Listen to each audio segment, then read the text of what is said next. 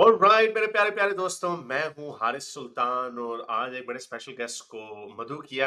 इनकी मैं बातें सुनता रहता हूँ और बहुत कुछ सीखता रहता हूँ और बहुत सारी बातें ऐसी पता चलती हैं जो जो मेरा जो आजकल यकीन है कि इन्होंने हमसे पहले मजहब पे झूठ बोला, फिर इन्होंने जो पाकिस्तान की तारीख है उस पे झूठ बोला और इतना झूठ बोला कि आज 41 साल की उम्र के का होने के बावजूद भी मुझे ऐसी ऐसी बातें पता चलती हैं और एकेडमिक सोर्सेज से, ये नहीं कहीं सुनी बातें नहीं कि हमारे बड़े बाप दादा ने हमें ये बताया था, नहीं, एकेडमिक सोर्सेज से हमें पता चलती हैं कि जो एकेडमिक्स है उन्होंने क्या क्या चीजें तारीख में लिखी हैं और उसको किस तरह मसख कर दिया, उसको रिमूव कर दिया और हमें मुतालिया पाकिस्तान में क्या पढ़ाया, जिसके नतीजे में आज हम ये देखते हैं कि हमारी आवे का आवा ऊपर से लेके नीचे तक उनको जो जो जो वो सोचते हैं अपने बारे में, अपनी नेशनलिज्म के बारे में, अपने मुल्क के बारे में, मजहब के बारे में, वो जब जूम आउट करते हैं, जब हम उसको नॉन पाकिस्तानी एंगल से पढ़ते हैं या देखते हैं, तो वो एकदम से हक्के बक्के रह जाते हैं। उनको पता ही नहीं होता कि उनके साथ हुआ क्या है, जिसके नतीजे में उनके फॉल्स बिलीफ्स बन जाते हैं। और मेरा तो मानना यही है कि झूठ के ऊपर आप जो चीज भी खड़ी करेंगे वो किसी ना किसी दिन आपके मुंह के आगे आके फटेगी। मेरा तो हौसला हो गया काफी अरसे बाद इन तल्ख हकीकतों को एक्सेप्ट करने का। तो इसलिए अब लोग मुझे कहते हैं कि यार आप एक ही तरफ की बात करते हैं, आपको सारी बुराइयां पाकिस्तान में नजर आती हैं। बुराई अच्छाई की बात नहीं है, बात है सच की। और जब तक हम सच को नहीं अपनाएंगे, तब तक हम कैसे अपने आप के अंदर सुधार लाएंगे। तो मुझे तो इसमें कोई इंटरेस्ट नहीं है कि ये किसी को बात अच्छी लगती है, बुरी लगती है। जहां तक मेरी आवाज जा सकती है, बस लोगों के अंदर एक क्रिटिकल सेंस पैदा हो जाए और उनको ये पता चल जाए कि सच क्या है।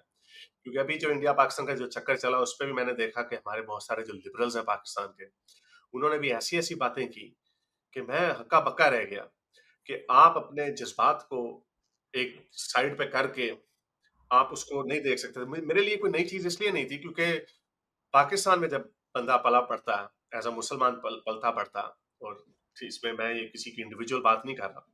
तो हमारे लिए सबसे ज़्यादा अज़ीज़ क्या चीज़ होती है? हमारा दीन होता है ऑब्वियसली, दीन से ऊपर तो कोई चीज़ नहीं होती। तो जब उसके ऊपर मेरी अपने मैं ज़ाती जर्नी की बात कर रहा हूँ, जब उसपे मेरी आँखें खुली या मैंने चीज़ें देखी, तो तो ये जो डिस्पैशनेट होके क्रिटिकल सेंस पैदा करना, तो ये तो मेरे अंदर आ गया था।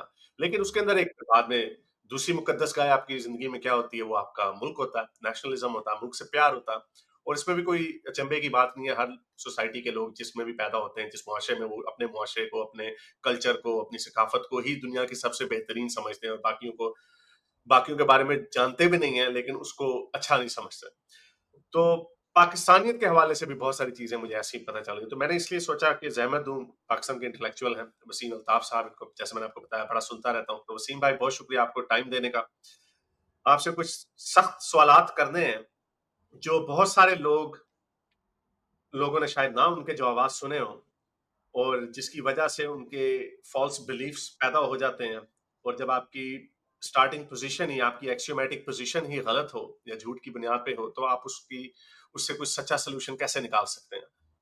तो मेरा पहला सवाल तो आपसे ये है कि ज़रा मैंने भी अपने क्या नाम उनका? इश्तियाक, हाँ, डॉक्टर इश्तियाक की मैंने भी एक एक ही किताब पढ़ी है, तो 1-2 पढ़ी हैं, उन्होंने पढ़ी नहीं है। वो पढ़ी हुई हैं, पढ़ी नहीं है। लेकिन जिन्ना मैंने उनकी बुक पढ़ी और उसमें बहुत सारी चीज़ें पता चलीं।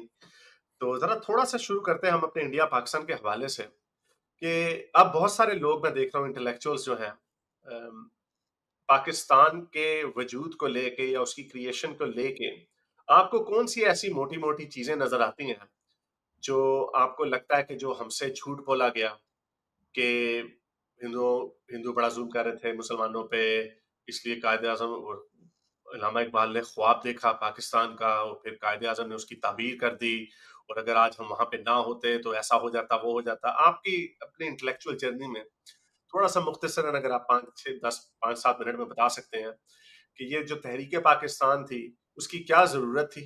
उसके अंदर कितनी सच्चाई थी? और गोरे ने, जब मैं ये सुनता था, जब हम भी, आपने भी सुना होगा कि जब हम बड़े, गोरे ने साज़िश की थी हिंदुओं के साथ, तो हमारा ये जूनागढ़ खा गए और ये वो गुरदासपुर वगैरह खा गए। तो और जब हम इंडिया के लोगों को सुनते हैं, तो वो कहते हैं कि पूरा पाकिस्तान ही इंडिया के खिलाफ एक साजिश हुई थी। ذرا تھوڑا سا تحریک پاکستان کے بارے میں بتائیں تو ہم یہ جتنی جلدی ہو سکے گا، پوری پاکستان کی ہسٹری کو اتنی لمبی نہیں ہے، 75 سال کی ہے، پھر اس پہ ہم جنگوں کے اوپر بھی آئیں گے اور کہاں پہ ہم آج کھڑے ہو گئے ہیں، لوگ آگے کی طرف جاتے ہیں، ہم پیچھے کی طرف جا رہے ہیں، تو ذرا بتائیے کہ اپنے خیالات تحریک پاکستان کے حوالے سے۔ اچھا جی، بات یہ ہے کہ سب سے پہلے تو آپ 1906 پہ چلے جائیں کہ مسلم لیگ کیسے وجود میں آئی۔ تو اس سے پہلے 1895 میں کانگریس بن چکی تھی، اور کانگریس جو تھی اس کا جو مینیفیسٹو تھا اس میں لینڈ ریفارمز بھی تھے۔ تو ایک تو ایسا تھا کہ بہت سے ایسے مسلم لینڈ لارڈز تھے جن کی بڑی بڑی جاگیریں تھیں، زمینیں تھیں، رقبے تھے ان کے، اور وہ اس سے خوف زدہ ہو گئے کہ یار لینڈ ریفارمز ہوئے تو ہماری زمینیں چلی جائیں گی۔ تو مسلم لیگ کا وجود 1906 میں ڈھاکہ میں وجود میں آیا، پہلی چیز۔ اس کے بعد پھر آپ یہ دیکھیے کہ بہت سے ایسے لوگ تھے جو کانگریس میں شامل تھے، اور ان کو کانگریس میں تھریٹ محسوس ہو رہی تھی کیونکہ وہ کیلیبر نہیں تھا، وہ عوام میں روٹس نہیں تھے، وہ ایک طرح کی کہہ لیں کہ جیسے کانگریس جو تھی وہ ایک بڑی ایک میچور پارٹی تھی، یعنی آپ یہ دیکھیں کہ 47 میں جب پاکستان بنا تو کانگریس کی تھرڈ جنریشن بھی آ چکی تھی، اور اس کے برعکس آپ دیکھیں مسلم لیگ جو تھی اس میں تو لوگ راتوں رات پارٹی بدل کے تو شامل ہوئے۔ تو دوسرا یہ تھا کہ ان لوگوں کو یہ تھا کہ جب اگر کانگریس کی حکومت آئی، اگر ہندو میجورٹی ایک سٹیٹ بنی تو پھر ہماری منوپلی نہیں ہوگی، ہماری کوئی نیوسنس ویلیو نہیں ہوگی، اور ہمارا کوئی اس میں ایز سچ کوئی سگنیفیکنٹ رول نہیں ہوگا۔ تو ان کے لیے بھی کنوینئنٹ یہی تھا کہ ایک علیحدہ سٹیٹ بنائی جائے۔ تو پرائمریلی یہ کچھ پریشر گروپس تھے جن کے مفاد میں یہی تھا کہ ایک ہندو ڈومینیٹڈ کنٹری میں نہ رہا جائے، بلکہ ایک علیحدہ سے ملک بنایا جائے جہاں پہ ان کی مکمل طور پہ منوپلی ہو۔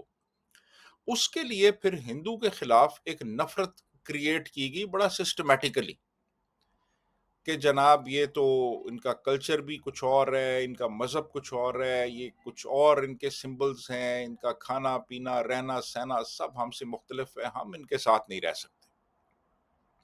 حالانکہ حقیقت یہ ہے کہ سینکڑوں سال ہم اکٹھے رہتے رہے، اور جو لوگ پارٹیشن سے پہلے ہندوؤں میں رہتے تھے وہ تو ان کے بڑے اچھے تعلقات تھے۔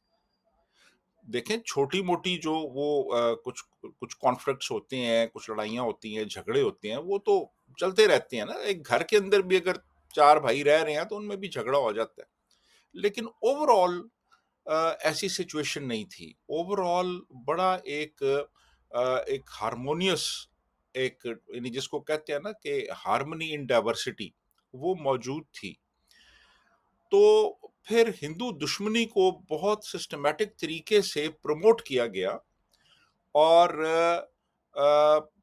یہ کہا گیا جی کہ ہم اپنا ایک علیحدہ سے ملک بنائیں گے جو اسلام کی جس کی بنیاد ہوگی۔ کبھی اسلام کہتے تھے، کبھی وہ کہتے تھے جی کہ ہندو مسلم سکھ کوئی بھی یہاں پہ نہیں ہوگا، سارے ہی ہاں اس ملک کے شہری ہوں گے۔ یہ 11 اگست کی جو تقریر آپ سن لیں، تو کبھی کچھ کہتے تھے کبھی کچھ کہتے تھے۔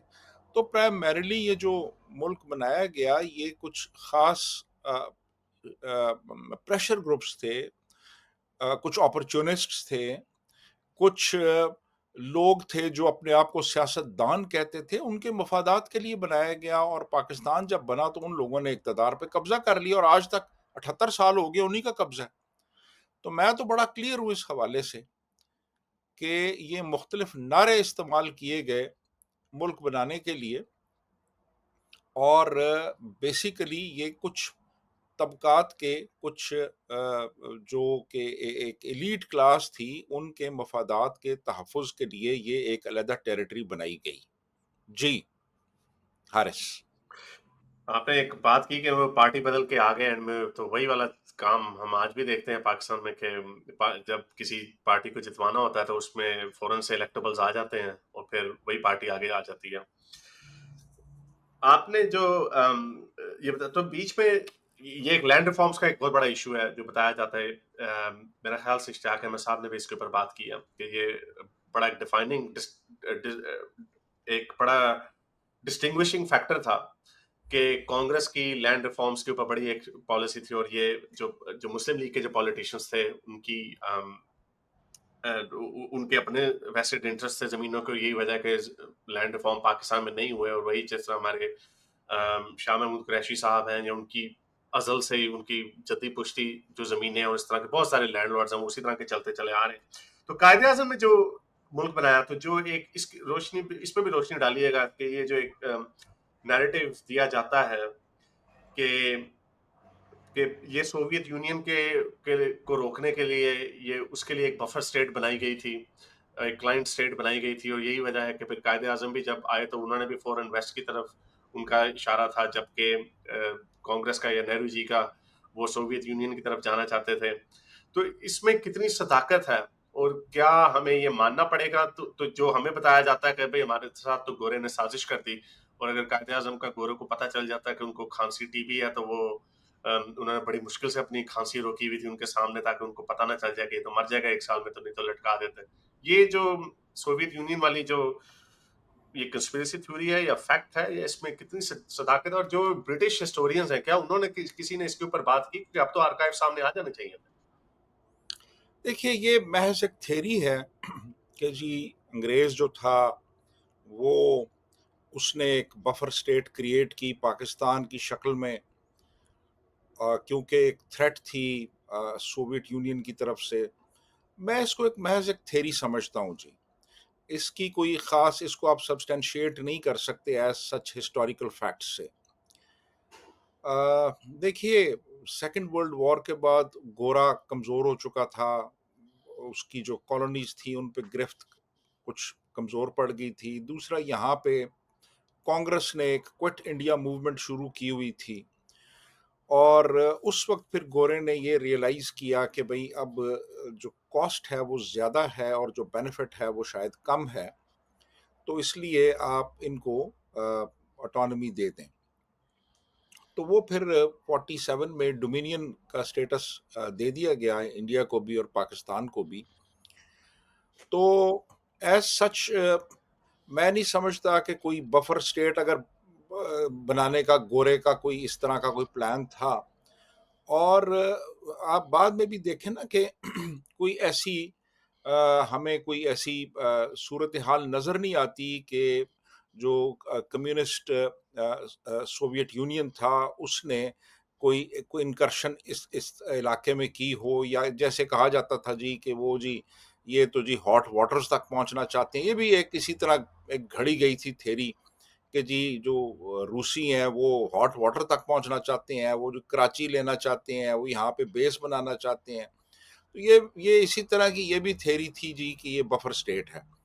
تو اس کو تو میں سبسکرائب نہیں کرتا, اور نہ کوئی ایسا ہسٹوریکل آپ کو ایویڈنس ملتا ہے کہ یہ واقعی ایسا تھا. تو پرائمریلی وہ کوئٹ انڈیا موومنٹ تھی. کانگریس بہت زور و شور سے انڈیا کے انڈیپینڈنس کے لیے ایک اسٹرگل کر رہی تھی. مسلم لیگ کا جو رول تھا وہ بڑا ایک شاطرانہ رول تھا اس میں. وہ کوئٹ انڈیا موومنٹ میں شامل نہیں تھے. وہ کبھی بھی انگریز کے گورے کے یہاں سے جانے کے حق میں اس طرح سے نہیں تھے. انہوں نے کوئی موومنٹ میں حصہ نہیں لیا کہ گورا یہاں سے چلا جائے, بلکہ ان کی تو ایک طرح کی اسٹریٹجک الائنس تھی گورے کے ساتھ. وہ صرف یہ کہہ رہے تھے جی کہ جب آپ جائیں تو ہمیں علیحدہ ملک دے جائیں تاکہ ہم اپنی مرضی سے وہاں پہ رہ سکیں. تو یہ جو آپ نے جو بات کی ہے بفر سٹیٹ کی, میں تو اس کو سبسکرائب نہیں کرتا, اور نہ کوئی ہسٹوریکل ایویڈنس ہے اس حوالے سے. جی حارث. آپ نے تو چلیں پاکستان بن گیا جیسے بھی بن گیا, آپ نے 11 اگست کی جو سپیچ ہے اس کا بھی حوالہ دیا. قائد اعظم ایک لائر تھے, انہوں نے جو بہت ساری چیزیں, فاؤنڈنگ فادرز کی بڑی اہمیت ہوتی ہے, اور پاکستان میں اگر قائد اعظم کے بعد اگر کسی کا نام آتا ہے دوسرا تیسرا چوتھا وہ بھی قائد اعظم میں, پھر کہیں جا کے میرے خیال لیاقت علی خان صاحب کا نام آتا ہے. تو کیا وجہ ہے کہ اسی وقت سے ایسے پھٹے پڑنا شروع ہو گئے تھے کہ نہ تو قائد اعظم نے کوئی کانسٹیٹیوشن لکھا, نہ انہوں نے کوئی کوئی ایک پراپر سمت دی. کیا یہ وہ وجہ ہے؟ اور ہمارا اس کے بعد الیکشنز بھی نہیں ہوئے انڈیا میں. ان کا جو ٹریڈیشن آپ نے بتایا کہ کیونکہ 1895 میں کانگریس بن چکی تھی اس سے پہلے، تو وہ ایک آرگنائز پارٹی بن چکی بھی تھی. لیکن یہ بھی 1906 میں اگر بن گئے تھے تو ادھر انسٹیٹیوشنل کیوں نہیں چل سکی، جس کی وجہ سے پاکستان نے ڈیموکریسی تو بننا تھا لیکن آج تک نہیں بن سکا؟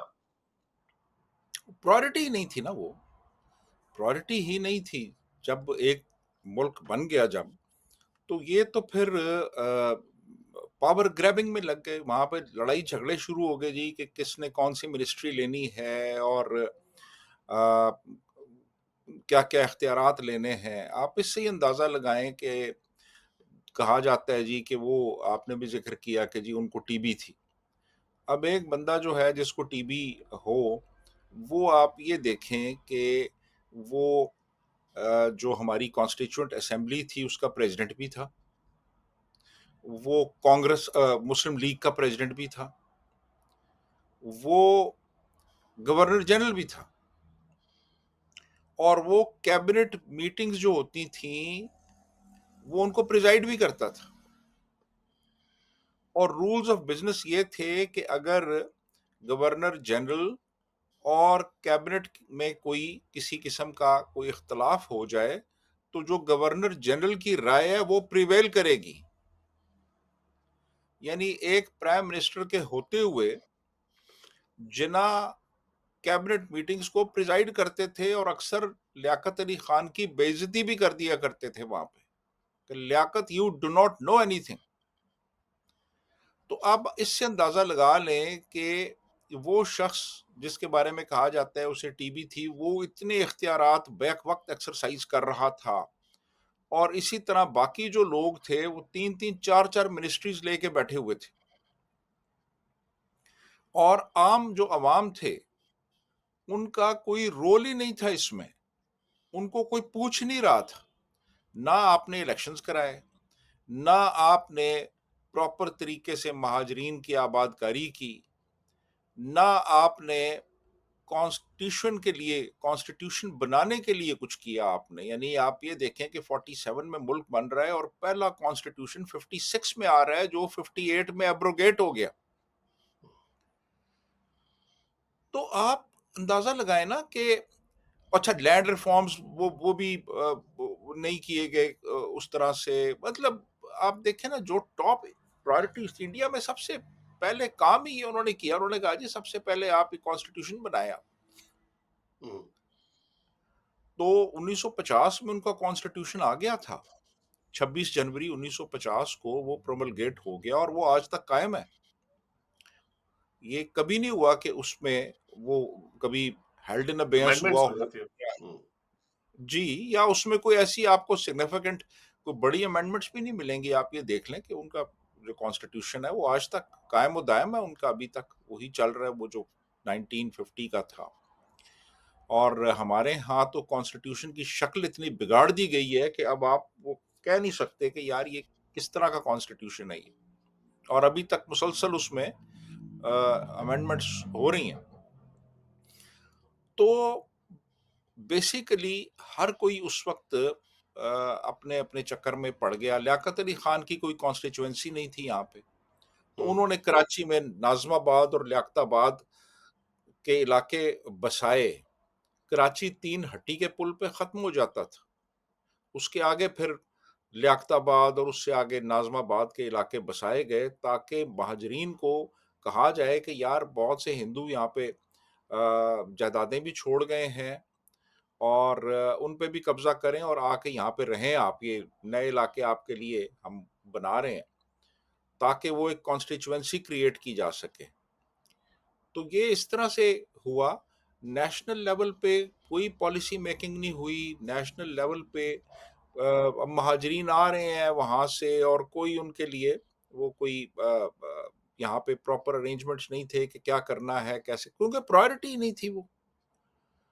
اور بہت سے لوگ جو باہر سے آئے انہوں نے آ کے کہا جی میرے پاس یہ 5 چابیاں ہیں، 5 جائیدادیں چھوڑ کے آئے ہوں، تو اس کو سیٹلمنٹ کمشنر ہے 5 جائیدادیں دے دی. بہت سے لوگ آئے, انہوں نے کہا جی میری ایم اے کی ڈگریاں وہاں رہ گئی ہیں تو مجھے یہاں हुँ, پہ نوکری دیں, تو اس کو ایک بڑی اعلیٰ نوکری دے دی گئی اس کے کہنے کے اوپر. ज़मीनों पे भी बड़े घपले किए लोगों ने कि वहाँ पे मेरी زمینوں इतनी ज़मीनें थी. ایگزیکٹلی اتنی زمینیں میں چھوڑ کے آیا ہوں تو زمینیں دے دی گئیں, تو وہ کرپشن کا آغاز ہوا وہاں سے. یعنی right from the creation of the state corruption شروع ہو چکی تھی. اوپر جو لوگ بیٹھے تھے وہ اپنے لیے جائیدادیں الاٹ کروا رہے تھے, جو لوگ باہر سے آئے, وہاں سے مائگریٹ کر کے آئے, وہ انہوں نے جائیدادوں پہ قبضے کرنے شروع کر دیے, نوکریاں لے لیں, اور ایک لوٹ مار کا بازار گرم ہو گیا یہاں پہ. اب ان حالات میں جب آپ یہ سب کچھ کر رہے ہوں, وہاں پہ کس کو خیال آئے گا کہ یار ہم نے الیکشنز کرانے ہیں, یا ہم نے کانسٹیٹیوشن بنانا ہے, یا ہم نے کوئی آگے اس ملک کا کوئی ایک ہم نے وے فارورڈ دینا ہے کہ یا کن بنیادوں پہ ملک یہ آگے چلے گا. کبھی آپ کہتے تھے کہ جی Islam would be the driving force behind the running of the state, اور کبھی آپ کہتے تھے جی کہ religion has got nothing to do with the affairs of the state. ایک ہی بندہ مختلف اوقات میں مختلف باتیں کر رہا ہے. تو پھر ظاہر ہے کہ پھر یہ آج جو اس ملک کی حالت ہے, یہ انہی کا نتیجہ ہے نا یہ. جی مجھ حارث. آپ کی باتوں سے یہ لگتا ہے کہ, اور یہ میرے ذہن میں بھی سوال آتا ہے, ایک تو گورنر جنرل کا جو قائد اعظم کا عہدہ تھا, کیا یہ سپریم لیڈر کا اگر آپ کو آزادی ایک طریقے کی مل گئی ہے تو کیا چلے ٹرانزیشن کا فیز ہو سکتا ہے؟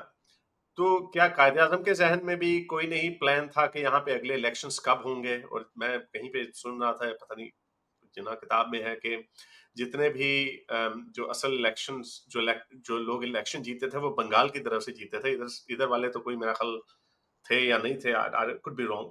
تو یہ جو الیکشنز کی جو پرابلم ہے, انڈیا میں پہلے الیکشنز کب ہوئے تھے؟ 19 I think something بڑا ان کی کریشن کے بعد ہی ہو گئے تھے, لیکن یہاں پہ ہمارے الیکشن جو ٹرو الیکشن ہے وہ 1970 میں ہوئے. Am I right کہ بیچ میں بھی ایک ہوئے؟ بالکل 1970 میں پہلا الیکشن ہوا تھا. I mean, اور اور آئین بھی 71 میں بنا. تو کیا یہ ایکسپیریمنٹ چل رہا تھا, کنفیوژن تھی جو آپ نے بتایا, اور وہ شروع کے جو 10 سال تھے اس میں کیا 11 پرائم منسٹر تھے, سم تھنگ لائک دس, 1947 سے لے کے ایوب تک. یا اس کے اوپر بھی بتائیے گا کہ اس وقت کیا پاکستان واقعی جیسے وہ کہتے ہیں اللہ توکل چل رہا تھا, اور اس کی جو میرے نزدیک سب سے بڑا اگر ہم بلیم رکھیں وہ قائد اعظم کے اوپر ہی رکھیں کہ آپ کے پاس ایک سپریم اتھارٹی ہوتی ہے, بیکاز یو آر دا بانی, جس طرح Nelson Mandela, you are the بانی آف اے کنٹری.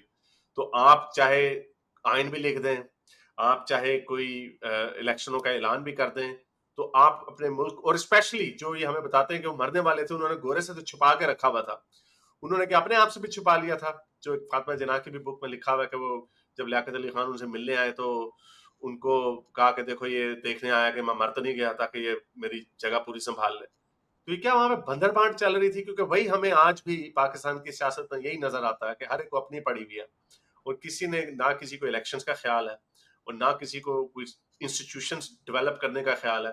کیونکہ ہمارے سامنے تو اگزامپل یہی ہے نا کہ گورے نے اگر ڈیوائڈ کیا, وہی انسٹیٹیوشنز, وہی سپریم کورٹس یا ہائی کورٹس یا سیشن کورٹس جو ہیں وہ ادھر بھی چھوڑ کے آئے اور ادھر بھی چھوڑ کے آئے, لیکن ادھر ریزلٹ ٹوٹلی ڈفرنٹ نکلا. جی جی. اس کی وجہ وہی ہے نا کہ دیکھیے کانگریس نے باقاعدہ ایک سٹرگل کی تھی اور قربانیاں دی تھیں. یعنی کوئٹ انڈیا موومنٹ کے نتیجے میں کانگریس کی جتنی ٹاپ لیڈرشپ تھی وہ جیلوں میں چلی گئی تھی, اور یہاں پہ آپ کی مسلم لیگ کا کوئی ایک بھی پرومیننٹ لیڈر ایک دن کے لیے بھی جیل میں نہیں گیا. تو ہم تو بڑے فخر سے کہتے ہیں کہ قائد اعظم دیکھیں وہ کتنے جینیس تھے, وہ جیل نہیں گئے. یہ بڑی فخر کی بات نہیں ہے پھر اس کا مطلب؟ ان سے پوچھا گیا تھا کہ جی آپ کبھی جیل میں نہیں گئے, گاندھی جیل میں گئے ہیں, تو ان کا جواب تھا I am not a criminal. یعنی وہ یہ کہہ رہے تھے کہ جو بندہ بھی جیل میں گیا ہے کسی بھی وجہ سے گیا ہے, چاہے وہ اپنے ملک کی آزادی کے لیے بھی جیل میں گیا ہے, تو وہ کرمنل ہے. یعنی آپ اس سے اندازہ لگائیں کہ اس طرح تو پھر نیلسن منڈیلا بہت بڑا کرمنل تھا. یہ اس طرح کی باتیں یہ لوگوں کو بتائی جاتی ہیں. تو بات یہ ہے کہ پرائرٹیز نہیں تھی نا ان کی کہ ہم نے ملک کے لیے، عوام کے لیے کچھ کرنا ہے۔ پرائرٹی جو تھی وہ تھی پاور گریبنگ، پاور گریب کرنی ہے اور پھر اس پاور کا بے دریغ استعمال کرنا ہے۔ تو ایز سچ کوئی ہمارے ہاں کوئی میچور پولیٹیکل لیڈرشپ تھی نہیں، اپرچونسٹ کا ایک بنچ تھا جس نے کہ ملک بننے کے بعد اپنے مفادات کا تحفظ کرنا شروع کیا، اور اس کا نتیجہ یہ ہوا کہ جو نان ڈیموکریٹک فورسز تھیں ہوں جو کہ پارٹیشن سے پہلے سے ایگزسٹ کر رہی تھیں، انہوں نے اسٹرینتھ گین کر لی، اور پھر آپ دیکھیے کہ کس طریقے سے یہ لوگ جو تھے، یہ ایک وزیر اعظم آیا فارغ ہو گیا، ایک کو ڈیپوز ہو گیا، ایک جو تھا کسی کو ڈیپوز کر دیا گیا، کسی کو ملک بدر کر دیا گیا، کسی وہ کو 2-2 سال، اور وہ 2-2 سال ہی رہے تھے، ان کا ٹینیئر بھی لمبا نہیں تھا۔ میں یہیں پہ آنا چاہ رہا تھا، تو یہ جو لائنیں لگیں پرائم منسٹرز کی، اور آپ نے بتایا جو ایک عسکری قیادت ہوتی ہے، لیکن اگین مرر ہمارے پاس یہ ہے کہ ساتھ عسکری قیادت ادھر بھی ہے، ادھر بھی کام ہو سکتا تھا ایسا، لیکن ادھر انسٹیٹیوشنز ڈیولپ ہو رہے ہیں، انفنسی میں بڑا کمزور ہوتا ہے، کچھ بھی ہو سکتا ہے۔ ادھر بانی پہلے ہی چلے گئے، انہوں نے کوئی کام بھی نہیں کیا، انہوں نے تحریک پاکستان تو بڑے اچھے طریقے سے چلائی تحریک، لیکن اس کے آگے کا ان کے پاس کوئی پلان نہیں تھا۔ یہاں پہ آ رہے ہیں، میوزیکل چیئرز چل رہی ہیں، آ رہے ہیں جا رہے ہیں۔ تو ذرا پھر بتائیے کہ وہ جو ٹرانزیشن ہوئی، تو یہ چھوٹی موٹی مداخلت کا بھی بتا دیں کہ پھر یہ کس طرح ہوتی گئی، ان کے پیر جو ہیں وہ جمتے گئے، اور پھر اوور آل وہ ایوب صاحب آ گئے۔ تو یہ والا بھی ٹرانزیشن بتائیں کہ پھر یہ کیسے ہوئی، اس کے پیچھے کیا وجوہات تھی؟ دیکھیں نا، یہ چونکہ کمزور پولیٹیکل لیڈرشپ تھی، کوئی عوام میں ان کے روٹس نہیں تھے، کوئی الیکشنز نہیں ہوئے تھے، ان کو اور منتخب کون کرتا تھا؟ یہ جو پرائم منسٹر، ان کو منتخب کون کر رہا تھا؟ ان کو پرائم منسٹر کا عہدہ کون دے رہا تھا؟ یہ کس قاعدے کے تحت ہو رہے تھے؟ یہ جو گورنر جنرل ہوتا تھا وہی نامینیٹ کرتا تھا نا۔ گورنر جنرل جو ہوتا تھا وہ نمائندہ ہوتا تھا اسٹیبلشمنٹ کا، اور اسٹیبلشمنٹ اس وقت تھی ہماری جو ملٹری تھی وہ بہت پاورفل ہو چکی تھی، اور اس کے علاوہ پھر جو ٹاپ بیوروکریسی تھی جس میں یہ لوگ تھے، تو وہ ان کا نمائندہ جو ہوتا تھا وہ گورنر جنرل ہوتا تھا، وہ نامینیٹ کرتا تھا۔ اور یعنی ایک بندہ جو تھا وہ امریکہ میں ایمبیسڈر تھا، اور محمد علی بوگرا، اور اس کو وہاں سے بلوا کے پرائم منسٹر بنا دیا گیا، جیسے بعد میں پھر معین قریشی کے ساتھ کیا گیا کہ جس کا شناختی کارڈ بھی نہیں تھا پاکستان کا، اس کو پرائم منسٹر بنا دیا گیا۔ تو یہ سلسلہ پارٹیشن کے بعد شروع ہو گیا تھا، اور یہ آتے تھے اور آ کے یہ ٹیک اوور کر لیتے تھے۔ پھر اگر گورنر جنرل کو پسند نہیں آئے، اسٹیبلشمنٹ کو پسند نہیں آئے، تو فارغ کر دیا گیا۔ غداری تک کے الزامات لگا دیے گئے کہ جی یہ غدار ہے یہ بندہ۔ تو وہ ایک آیا، پھر وہ اس کو بھیجا گیا گھر، پھر دوسرا، تیسرا، چوتھا، فائنلی پھر ایوب خان نے کہا یار کہ اب یہ کافی رو دو لمبا مجھے۔ ہو گیا کھیل، تو خود ہی آ جاؤ پھر۔ تو وہ پھر 1958 میں وہ خود ہی آ گیا، اور آ کے اس نے مارشل لا لگا دیا، اور بس وہ پھر کھیل جو ہے وہ، یعنی جو لوگ پس پردہ تھے وہ یعنی پردہ سیمی پہ آ گئے سامنے، اور وہ کھیل جاری ہے آج تک۔ یعنی وہ لوگ جو تھے، وہ لوگ اب وہ کوئی تکلف بھی نہیں کرتے کہ یار ہم پیچھے بیٹھ کے کچھ کریں، اب وہ سامنے آ گئے ہیں بالکل۔ تو یہ اور کھیل جو ہے یہ شروع ہو گیا تھا پاکستان بننے کے بعد سے، اور اب یہ اپنی معراج پہ پہنچ چکا ہے۔ وہ بھی اس وقت کے فیلڈ مارشل تھے۔ چلیں یہاں پہ ہم ایوب تک کے دور تک تو آ گئے۔ اب ایوب کی جب تک چھٹی ہوتی ہے، تب 2 جنگیں بھی پاکستان لڑ چکا ہوتا ہے، اور جو تحریک پاکستان جب ہوتی ہے، جب پورا ڈیوائڈ کرتا ہے، تو کچھ ہمارے کلیمز ہوتے ہیں۔ ایک جوناگڑھ کو لے کے ہوتا ہے، حیدرآباد دکن کو لے کے ہوتا ہے، اور یہ بھی مجھے ابھی ریسنٹلی پتا چلا کہ کتنا بڑا تضاد تھا ہماری سوچ میں، کہ جو راجا کہے گا وہ مان لیں گے، کیونکہ وہاں پہ مسلمان راجا تھا، پاپولیشن ہندو تھی، تو وہ ہم وہاں پہ وہ والا ہم لے لیں گے، اتنا بڑا ایریا۔ لیکن وہی لاجک جب کشمیر میں اپلائی کریں، جہاں پہ راجا ہندو ہے اور عوام مسلمان ہے، تو اس کو ہم، وہ لیاقت علی خان کا کول جو بڑی جگہ پہ میں نے سنا ہے کہ کوئی بندے نے آ کے پیغام دیا کہ آپ جوناگڑھ کو چھوڑ دیں، کشمیر لے لیں، تو تم مجھے پاگل سمجھتے ہو کہ میں کچھ پہاڑیوں کے لیے اتنا بڑا ایریا چھوڑ دوں؟ تو یہ بھی ذرا بتا دیں کہ اس کے اندر کس کے، ابھی خان صاحب جب آئے تھے تو انہوں نے تو نیا میپ جو ایشو کر دیا تھا، اس کے اندر انہوں نے جونا گڑھ کو بھی شامل ڈسپیوٹڈ ٹیریٹری ایک لحاظ سے بنا دیا تھا. تو یہ اس کی کیا سٹوری ہے؟ یہ کیا پاکستان اسی وقت سے جہاں پہ اور غلطیاں ہو رہی تھیں، کیا یہ وہ گرج ہم نے رکھنا تھا اپنے اندر کشمیر کا، یا کوئی بھی ایشو تھا، چلیں جونا گڑھ اس سے تو ابینڈن کر لیا کیونکہ وہ ہمارے ساتھ جڑتا نہیں تھا، تو وہ ایشو اس وقت کا لنگر کرتا ہوا ایک فیسٹرنگ وونڈ بن گیا کہ آج تک ہم نے کہا کہ ہم نے اس کے اوپر ہی لڑی مری جانا ہے، اور ہمارا جو ایڈورسری ہے وہ اتنا طاقتور ہے کہ اس سے ہم لے تو کچھ نہیں سکتے، ہم نے ہر چیز ٹرائی ابھی تک کیے جا رہے ہیں. تو یہ اس کی کیا ہسٹری ہے کہ اس میں کس کا کلیم صحیح تھا، یا کیا اس میں ہونا چاہیے تھا، کہ کیا آپ کو موو آن کرنا چاہیے تھا یا وٹ ناٹ؟ دیکھیے 3 جون کا جو پارٹیشن پلان تھا نا، اس کے مطابق جو مہاراجا تھے، جو پرنسلی اسٹیٹس کو رول کر رہے تھے، ان کو اختیار دے دیا گیا تھا کہ وہ یا انڈیا کے ساتھ ایکسیڈ کریں یا پاکستان کے ساتھ کریں. پاکستان نے، قائد اعظم نے اسے ایکسیپٹ کیا تھا اس لاجک کو؟ جی جی، یہ تو پارٹیشن پلان میں تھا نا، یہ تو انہوں نے ایکسیپٹ کر لیا تھا. اچھا، اب بات یہ ہے کہ یہ جو مہاراجا تھا کشمیر کا، وہ انڈیسائسو تھا کہ وہ ادھر جائے یا ادھر جائے. تو انہوں نے کیا کیا کہ انہوں نے ایک فوج کشی کر دی کشمیر کے اوپر، ٹرائبل لشکر بھیج دیے انہوں نے وہاں پہ، اور جنہوں نے جا کے وہاں پہ اٹراسٹیز کمٹ کرنا شروع کر دیں. یعنی آپ یہ دیکھیے کہ 15 اگست کو پاکستان بنا ہے، اور یہ 22 اکتوبر کو انہوں نے وہاں پہ اپنی انفلٹریشن شروع کر دی تھی. اس سے پہلے بندے بھیجنا شروع کر دیے، پھر چلے گئے، پھر ریگولر آرمی ٹروپس بھی گئے وہاں پہ. تو جب یہ سلسلہ شروع ہوا تو مہاراجا جو تھا وہ پھر اس نے کہا یار یہ تو وہاں پہ آ کے لوٹ مار کر رہے ہیں، لوگوں کو مار رہے ہیں، ریپ کر رہے ہیں.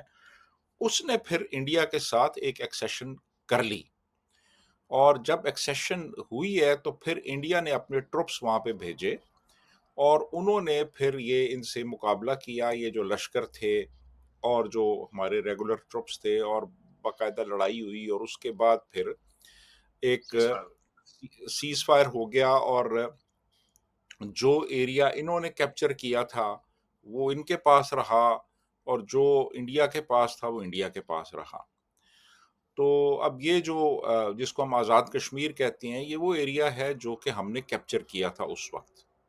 یعنی ایون ان ایریاز میں بھی ہندو کافی تعداد میں رہتے تھے، یعنی میر پور میں رہتے تھے، مظفر آباد میں رہتے تھے. اب تو شاید وہاں پہ کوئی ایک آدمی نہ ہو.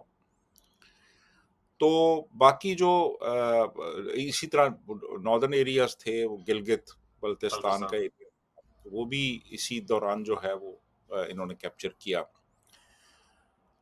تو اب ایک طرف تو آپ کہہ رہے ہیں جی کہ یہ جو کشمیر ہے یہ چونکہ مسلم میجورٹی ایریا ہے لہٰذا اس کو پاکستان میں شامل ہونا چاہیے، اور دوسری طرف جو جونا گڑھ ہے وہ اس میں ہندو میجورٹی تھی، اس کو بھی آپ کہہ رہے ہیں کہ یہ پاکستان میں شامل ہونا چاہیے. یعنی آپ کی جو مورل پوزیشن ہے وہ بہت کمزور ہو گئی ہے یہاں پہ، کہ آپ کوئی ایک پرنسپل اختیار کریں نا. آپ کہیں جی کہ یہاں پہ چونکہ کشمیر میں مسلمان ہیں تو پھر یہ پاکستان میں شامل ہونا چاہیے، تو پھر جونا گڑھ کو آپ کیوں کلیم کر رہے ہیں؟ اور جونا گڑھ کو یہ عمران خان کے دور میں تو باقاعدہ طور پہ وہ اس کو شامل بھی کر لیا گیا، اور یہاں کوئی ان کا کوئی وہ اسی پرنسلی فیملی کا کوئی بندہ ہے کراچی میں، تو اس کو جناب وہ اس کے اشتہار بھی لگا دیے گئے، اور اس کو اس کو بلا کے کوئی جلسے جلوس بھی کروا دیے گئے. جونا گڑھ ہمارا ہے، جونا گڑھ جی بنے گا پاکستان. ہاں، جونا گڑھ بنے گا پاکستان. یعنی یہ اس قسم کی حرکتیں ابھی حیدرآباد تک نہیں گئے، وہ بھی ہو سکتا ہے اس کو بھی یہ کلیم کرنا شروع کر دیں اب. نہیں، لیکن اس میں ایک ذہن میں پوائنٹ آ رہا ہے کہ وہ تو چلے کیونکہ ہمارے ساتھ جڑا ہوا نہیں تھا ایریا، تو اس لیے وہ تو ان کو ابینڈن کرنا پڑا ڈیو ٹو سرکمسٹانسز. تو یہ بھی تو آرگومنٹ ٹوسٹ کیا جا سکتا تھا اگینسٹ انڈین پوزیشن کہ بھائی آپ نے بھی پھر کشمیر کیوں لے لیا اگر آپ نے ہمیں جونا گڑھ نہیں دیا، کیونکہ جونا گڑھ کا جو پرنس تھا وہ پاکستان کے ساتھ جانا چاہتا تھا. نہیں تو پھر اس ایشو کو یہ ایجیٹیٹ کرتے نا، اس کو یونائٹڈ نیشنز میں لے کے جاتے اور اس کو ایجیٹیٹ کرتے، اور اس کے اوپر یہ یعنی مزید اس کو آگے لے کے جاتے. انہوں نے تو پھر کچھ نہیں کیا اس کے اوپر. انہوں نے یعنی دیکھیں نا، سڈنلی ابینڈن کر دیا بیکاز اگین وہ پریکٹیکل نہیں تھا کہ ہاں بیچ میں پریکٹیکل انڈیا کے. نہیں تھا، کنٹینگوس بھی نہیں تھا، اور اس سے پہلے یہ کشمیر آلریڈی کشمیر کا ایک حصہ لے چکے تھے. تو مطلب یہ کہ کوئی کنسسٹنٹ پالیسی تھی ہی نہیں. پھر ادھر کوئی یعنی پرائم منسٹر بھی نہیں تھا کیونکہ ادھر پرائم منسٹر بھی کوئی نہیں تھا, ادھر وہ ویسے میوزیکل چیئرز اس وقت چل رہی تھی. ایسے ہی تھا، ایسے ہی تھا. تو چونکہ کوئی کلیئرٹی آف تھاٹ نہیں تھی کہ یار آگے کیا کرنا ہے، کیسے کرنا ہے، کس اسٹیٹ کو کلیم کرنا ہے، کس کو نہیں کرنا. کہیں پہ مسلم میجورٹی ہے اور مہاراجا جو ہے وہ ہندو ہے، ہندو اور ہے. کہیں پہ مہاراجا مسلمان ہے اور نیچے آبادی جو ہے مسلمانوں کی ہے. کوئی کنٹیگوس ہے، کوئی اب کنٹیگوس نہیں ہے. تو آپ نے کس اسٹیٹ کے حوالے سے کیا پالیسی اختیار کرنی ہے، وہ آپ کو کنٹرڈکشنز نظر آئیں گی. یعنی اتنی کنٹرڈکشنز کہ یار آپ ایک طرف جو انڈین مسلمز ہیں ان کو کہہ رہے ہیں جی کہ آپ لائل سٹیزنز بن کے رہیں انڈیا میں، اور یہاں آپ کہہ رہے ہیں جی کہ ہندو اور مسلمان اکٹھے رہ نہیں سکتے. تو آپ نے ان مسلمانوں کے بارے میں بھی سوچا جو انڈیا میں رہ جائیں گے؟ اور پھر اس کے بعد آپ یہ بھی کہہ رہے ہیں جی کہ ریٹائرمنٹ کے بعد آپ بامبے میں جا کے رہیں گے. آپ نے گھر بھی رکھا ہوا ہے وہاں پہ مالابار ہلز پہ. تو آپ خود جا کے ہندوؤں کے درمیان رہیں گے اور مزے سے رہیں گے، آپ کو کوئی ایشو نہیں ہے. لیکن ہمیں کہا گیا جی کہ آپ کا ایشو ہے، آپ نہیں رہ سکتے، اس لیے علیحدہ ملک بنا ہے. تو کوئی ایک کنٹرڈکشن تو نہیں ہے نا یہاں پہ. یہاں پہ تو ہر آپ کو مرحلے پہ ایک تضاد نظر آئے گا. اور ملک آپ نے بنا لیا، اب ملک کو کی کیا ڈائریکشن ہوگی، ملک کس بنیاد پہ آگے چلے گا. ملک کا جو کانسٹیٹیوشن ہے وہ سیکولر ہوگا، وہ اسلامک ہوگا، کیا ہوگا، کچھ بھی آپ نے وہ آگے اس کو آرٹیکولیٹ نہیں کیا اس طرح سے کلیئرلی. اور کنفیوژن آج بھی باقی ہے کہ یار یہ کیسا ملک چاہتے تھے وہ، اور یہ کیسا ملک بنا ہے، اور یہ کیسا ہونا چاہیے. تو ہر سٹیج پہ آپ کو کنفیوژن اور لیک آف کلیئرٹی نظر آئے گی. جی حارث. مجھے یہ لگتا ہے وسیم بھائی کہ شروع میں جب یہ ان چیزوں کے پاکستان کی ارلی ہسٹری کو میں جب دیکھتا ہوں تو یہ لگتا ہے کہ اس وقت کی چیزیں بڑی جو ہمارے کچھ دنا وزڈم ہوتی جن بڑے بزرگوں میں جو اس وقت کے کرتا دھرتا تھے، اس وقت اگر وہ کوئی پالیسیز لے لیتے اور عوام کو اس ڈگر پہ چلا دیتے تو ان پرابلمس کو ایک فیسٹرنگ وونڈ نہیں بننا تھا انہوں نے جس طرح اب بن گیا. کیونکہ اب ایون میں 80s میں پیدا ہوا تھا اور ہمارے نانا دادا نانی نانا وہ زندہ تھے اور وہ پاکستان بھارت سے ہجرت کر کے آئے تھے.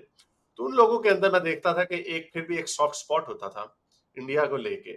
وہ بڑا ان کے آنسو آتے تھے انہیں کہ ہمارا گھر ادھر گرداسپور میں تھا تو کہیں کسی اور جگہ پہ تھا. تو ان کی ایک تمنا ہوتی تھی وہاں پہ ایک پھر بھی ان کے اندر ایک سافٹ سپاٹ ہوتا تھا. پہلی جنریشن تھی شاید، دوسری ہمارے ماں باپ کی جنریشن جو تھی وہ پاکستان میں پیدا ہوئی تھی تو اس لیے ان کی تھوڑی ظاہر بات ہے ان کا جو جذبہ حب الوطنی ہے وہ بالکل فریش اور طریقے سے تھا. اور پھر میری جنریشن آئی اور اب اگلی جنریشن آئی اور اب یہ اتنی جو پرابلمز اس وقت شروع میں صحیح نہیں کی، جب آپ کی ہڈی اگر ٹوٹ جائے اگر آپ اس کو صحیح طریقے سے ہیل نہیں کرتے تو وہ پھر ٹیڑھی ہی رہتی ہے ساری عمر، اس کو پھر سیدھا نہیں کیا جا سکتا. تو اس طرح جو اب یہ پرابلمز اتنی آگے جا چکی ہیں اور جو ہمارے پرانا جو ایک جو آپ کے نانا دادا کی جو جنریشن کا جو جنریشن تھی جن کا کوئی لنک تھا وہ بھی اب ختم ہو گیا. اور اب اس حالات میں یہاں تک آ گئے کہ بڑا افسوس ہوتا ہے کہ جو لوگ جو ہم نے یہ بتایا کہ ہمیں تو بتایا کہ ہمارے ہیرو ہو رہے ہیں تو کلچر ہو رہا ہے گائے وہ گائے کو کھاتے ہیں، ہم گائے کو کھاتے ہیں تو وہ گائے کی پوجا کرتے ہیں، ہم اکٹھے نہیں رہ سکتے. اور بڑی مزے کی بات آپ نے بھی اس کا اشارہ کیا کہ پہلے جب مغل دور چل رہا تھا یا جب آپ کی بادشاہتیں چل رہی تھی تب تو آپ کو بڑے مزے آ رہے تھے. تب تو نہیں آپ نے ان کو علیحدہ سے کہا کہ یہ چلو جی ہندو تم لوگ ادھر جا کے اپنی سلطنت بنا دو، تب تو آپ کو بڑا مزے آپ لے رہے تھے. تو اب یہ جو پھر ایوب کے زمانے پہ آتے ہیں کہ 1965 میں پھر وار بھی ہوتی ہے وہی والا ایشو دوبارہ سے کشمیر کا اٹھایا جاتا ہے، جس کے بعد میں پھر ایوب نے شاید یہ کہا تھا کہ میں کچھ پتہ نہیں کتنے لاکھ کشمیریوں کے لیے اتنے کروڑ پاکستانیوں کی آئندہ کبھی قربانی نہیں دوں گا.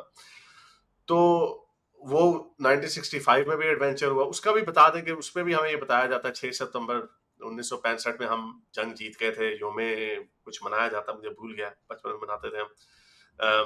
اور وہ عزیز بھٹی وغیرہ کی، I'm sure he was fine, he fought for his country well. تو اس پہ بھی بتا دیں کہ کیا ہم وہ جنگ جیتے تھے؟ کیا بھارت نے رات کے اندھیرے میں مکار یار دشمن نے رات کے اندھیرے کا فائدہ اٹھاتے ہوئے ہم پہ حملہ کر دیا تھا؟ کہ اس کی بھی کوئی صداقت بتا دیں.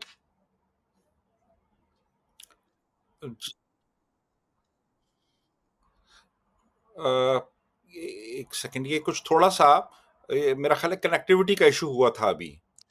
ہاں وہ ہو جائے گا، وہ بعد میں ہو جائے گا. آپ کو میرا کوشچن سمجھ آ گیا تو اس کا جواب دے دیں آپ. اوکے، دیکھیے بات یہ ہے کہ یہ انہوں نے مارچ میں جو رن آف کچھ کا ایریا ہے، جو بڑا بیرن ایریا ہے، وہاں پہ انہوں نے کچھ انکرشنز کی اور کچھ معمولی سے گینز بھی حاصل کیے مارچ 1965 میں. تو ان کو بڑا حوصلہ ہوا ایوب خان کو، اور یہ کہ یار یہ تو ہمارا ایک کافی انڈیا نے کوئی خاص اس پہ ریئیکشن رسپانس دیا. نہیں دیا. تو انہوں نے پھر کیا کیا کہ انہوں نے آپریشن جبرالٹر شروع کیا. اور آپریشن جبرالٹر یہ تھا کہ انہوں نے پھر وہ وہاں پہ کچھ کشمیر کے اندر کچھ ٹرائبلز بھیجے، اور ان کا خیال یہ تھا کہ ہوگا یہ کہ ایک اپ رائزنگ شروع ہو جائے گی، ہمارے بندے یہاں سے جائیں گے اور اپ رائزنگ ہوگی وہاں پہ، اور اس کے بعد وہ ریوولٹ ہو جائے گی اور لوگ اٹھ کھڑے ہوں گے اور ان کو ہم بھی سپورٹ دیں گے ملٹری، اور کشمیر ہم فتح کر لیں گے. تو پھر انہوں نے آپریشن گرینڈ سلام شروع کیا جی. یہ آپریشن اگست کے اینڈ میں آپریشن گرینڈ سلام شروع ہو گیا جی. اس میں وہ باقاعدہ طور پہ اکھنور کی سائڈ پہ انہوں نے باقاعدہ بندے اندر انفلٹریٹ کر کے. تو اب جب انڈیا کے لیے سچویشن تھوڑی سی کرٹیکل ہوئی کہ یار ہمارے ریگولر ٹروپس جو ہیں وہ داخل ہو چکے ہیں کشمیر کے اندر، تو انہوں نے پھر لاہور پہ اٹیک کیا، کیونکہ انہوں نے اپنا وہ جو اوپر پریشر تھا اس کو ریلیز کرنا تھا. انہوں نے لاہور سے انٹرنیشنل بارڈر پہ اٹیک کر دیے. تو اب جنگ کی صورتحال یہ تھی، اس وقت حالات یہ تھے کہ ہماری ٹاپ لیڈرشپ کو پتہ ہی نہیں تھا کہ کیا ہو رہا ہے. وہ کہتے ہیں جی کہ میاں ارشد حسین پاکستان کے ہائی کمشنر تھے دلی میں، انہوں نے ایک سائفر بھیجا کہ جی انڈیا اٹیک کرنے جا رہا ہے، اور وہ فورن آفس پہنچا تو عزیز احمد نے اور اس کے اوپر بھٹو نے اس کو دبا دیا. اور رات کو ایوب خان کو ایئر فورس کے ایک آفیسر نے انفارم کیا جی کہ انڈیا اٹیک کرنے جا رہا ہے. تو ایوب خان جو تھا وہ پارٹ ٹائم ایک ملٹری لیڈر تھا، اور اس نے ایک لائلسٹ جس کا نام موسیٰ خان تھا اس کو اس نے کمانڈر ان چیف بنایا ہوا تھا، جو ایک انتہائی انکمپیٹنٹ جنرل تھا. تو وہ پھر جنگ ہوئی جی، وہ 17 روزہ جنگ ہوئی. اور اس کا اگر آپ دیکھیں نقصان کس کا زیادہ ہوا، تو ہمارا نقصان زیادہ ہوا، ہماری زیادہ کیجولٹیز ہوئی انڈیا کے مقابلے میں. زمین بھی زیادہ ہم نے لوز کی تھی. زمین بھی ہم نے زیادہ لوز کی اس میں، اور الٹیمیٹلی جنگ ایک سٹیل میٹ میں ختم ہوئی. تو ہمارا جو خواب تھا کشمیر لینے کا، جس میں بھٹو صاحب نے بڑا ایک رول پلے کیا تھا اس پورے عمل میں، وہ ادھورا ہی رہا اور ہم کشمیر نہیں لے سکے. یہ 65 میں یہ ہوا جی. اور انتہائی ایک پور کنڈکٹ آف وار تھا. یعنی کہتے ہیں کہ آرٹلری، ایئر فورس اور اللہ نے پاکستان کو 1965 کی جنگ میں بچایا. تو 1965 میں obviously اگر ہم یہ دیکھیں کہ آبجیکٹیو اگر ہمارا آپریشن جبرالٹر کا یہ تھا کہ گرینڈ سلام، کہ ہم نے کشمیر فتح کرانا ہے، ہمیں نہیں ملا. 1948 میں آپ نے چلے آزاد کشمیر لے لیا جب تک انڈیا کی فوجیں وہاں پہ نہیں آئی تھیں. تو اس کے بعد شملہ کا اگریمنٹ ہوتا، اور مجھے نمبر بھول گیا، کچھ عرصہ پہلے مجھے پتا چلا تھا کہ انہوں نے بہت ساری زمین آپ کو واپس کر دی تھی as a good will. India ने। तो खैर पाकिस्तान को भी वो उन्होंने भी वापस की थी, जो पाकिस्तान ने भी थोड़ी सी जो ली थी, राजस्थान की मेरा ख्याल कुछ जमीन थी। तो उसके बाद फिर 6 साल बाद, सॉरी, फिर अयूब अयूब का भी बता दें कि अयूब का भी डाउनफॉल होता है उसके बीच में, और वो जो ट्रांजिशन होती है याहिया खान की, उसकी भी थोड़ी सी स्टोरी बता दें कि वो क्या खटपट चल रही थी। देखिए ना, अयूब खान ने फिर उसके बाद याहिया खान को चीफ ऑफ आर्मी स्टाफ बना दिया। तो अब याहिया, अब जाहिर है जिसके पास पावर होती है मजा वो तो वही लेगा। फिर, हाँ, वो उसको इस्तेमाल भी फिर करता है। तो अयूब खान ने जब पावर याहिया खान को दे दी तो वो फिर एक सिर्फ कॉन्स्टिट्यूशनल फिगर हेड के तौर पे रह गया। फौज के ऊपर सारा कंट्रोल याहिया खान का था। उधर से अयूब खान ने भी एक एजिटेशन शुरू कर दी हुई थी, और अब वो एजिटेशन भी चल रही है। फिर याहिया खान को भी नजर आया कि भाई वो इक़्तिदार पे कब्जा कर सकता है। तो इन हालात में फिर अयूब खान जो था उसके खिलाफ जो मूवमेंट हुई, और फिर उसके बाद याहिया खान ने उसको कहा कि भाई अब काफ़ी हो गया, अब आप जाएं। तो उसको फिर घर भेज दिया गया। याहिया खान ने इक़्तिदार पे कब्जा कर लिया, और उस वक्त 69 में ये हुआ। और फिर 70 में इलेक्शंस हुए। इलेक्शंस में अवामी लीग जीत गई, लेकिन अवामी लीग को इक़्तिदार मुंतकिल नहीं किया गया। और उसके नतीजे में फिर ये हुआ कि जब इक़्तिदार की मुंतकिली नहीं हुई तो फिर मार्च में उन्होंने बाकायदा एक सिविल डिसोबीडियंस का आगाज़ किया, और इन्होंने यहाँ से मिलिट्री एक्शन शुरू कर दिया बांग्लादेश, वो ईस्ट पाकिस्तान में। तो वो मिलिट्री एक्शन फिर चलता रहा, और उसके नतीजे में क्या हुआ कि तकरीबन 1 करोड़ बंगाली जो थे वो मशरकी पाकिस्तान से वो वेस्ट वेस्ट बंगाल में बंगाल। दाखिल हो गए इंडिया में। वेस्ट बंगाल डिस्टेबलाइज होने लगा।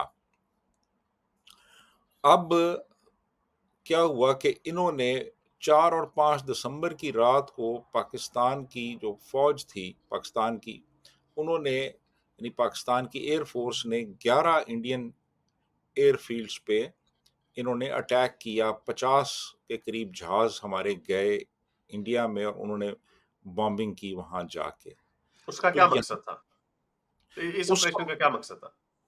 उसका मकसद ये था कि चूंकि इंडिया इनके ख्याल में वहाँ ट्रेन कर रहा था मुक्ति बाहिनी को, और मुक्ति बाहिनी लड़ रही थी पाकिस्तानी फौज से, तो वो एक तरह से, जैसे ये कहा करते थे, इनकी डॉक्ट्रिन ये थी कि ईस्ट पाकिस्तान का जो डिफेंस है वो वेस्ट पाकिस्तान से होगा। तो ईस्ट पाकिस्तान में हालात बहुत ख़राब हो चुके थे, और इंडिया फुली सपोर्ट कर रहा था उनको, मुक्ति बाहिनी को ट्रेन भी कर रहा था, और उनको इंटेलिजेंस भी दे रहा था, सारा कुछ कर रहा था। तो वो प्रेशर रिलीज करने के लिए इन्होंने वेस्ट की तरफ से बॉर्डर खोल दिया कि वहाँ पे प्रेशर कम हो जाए।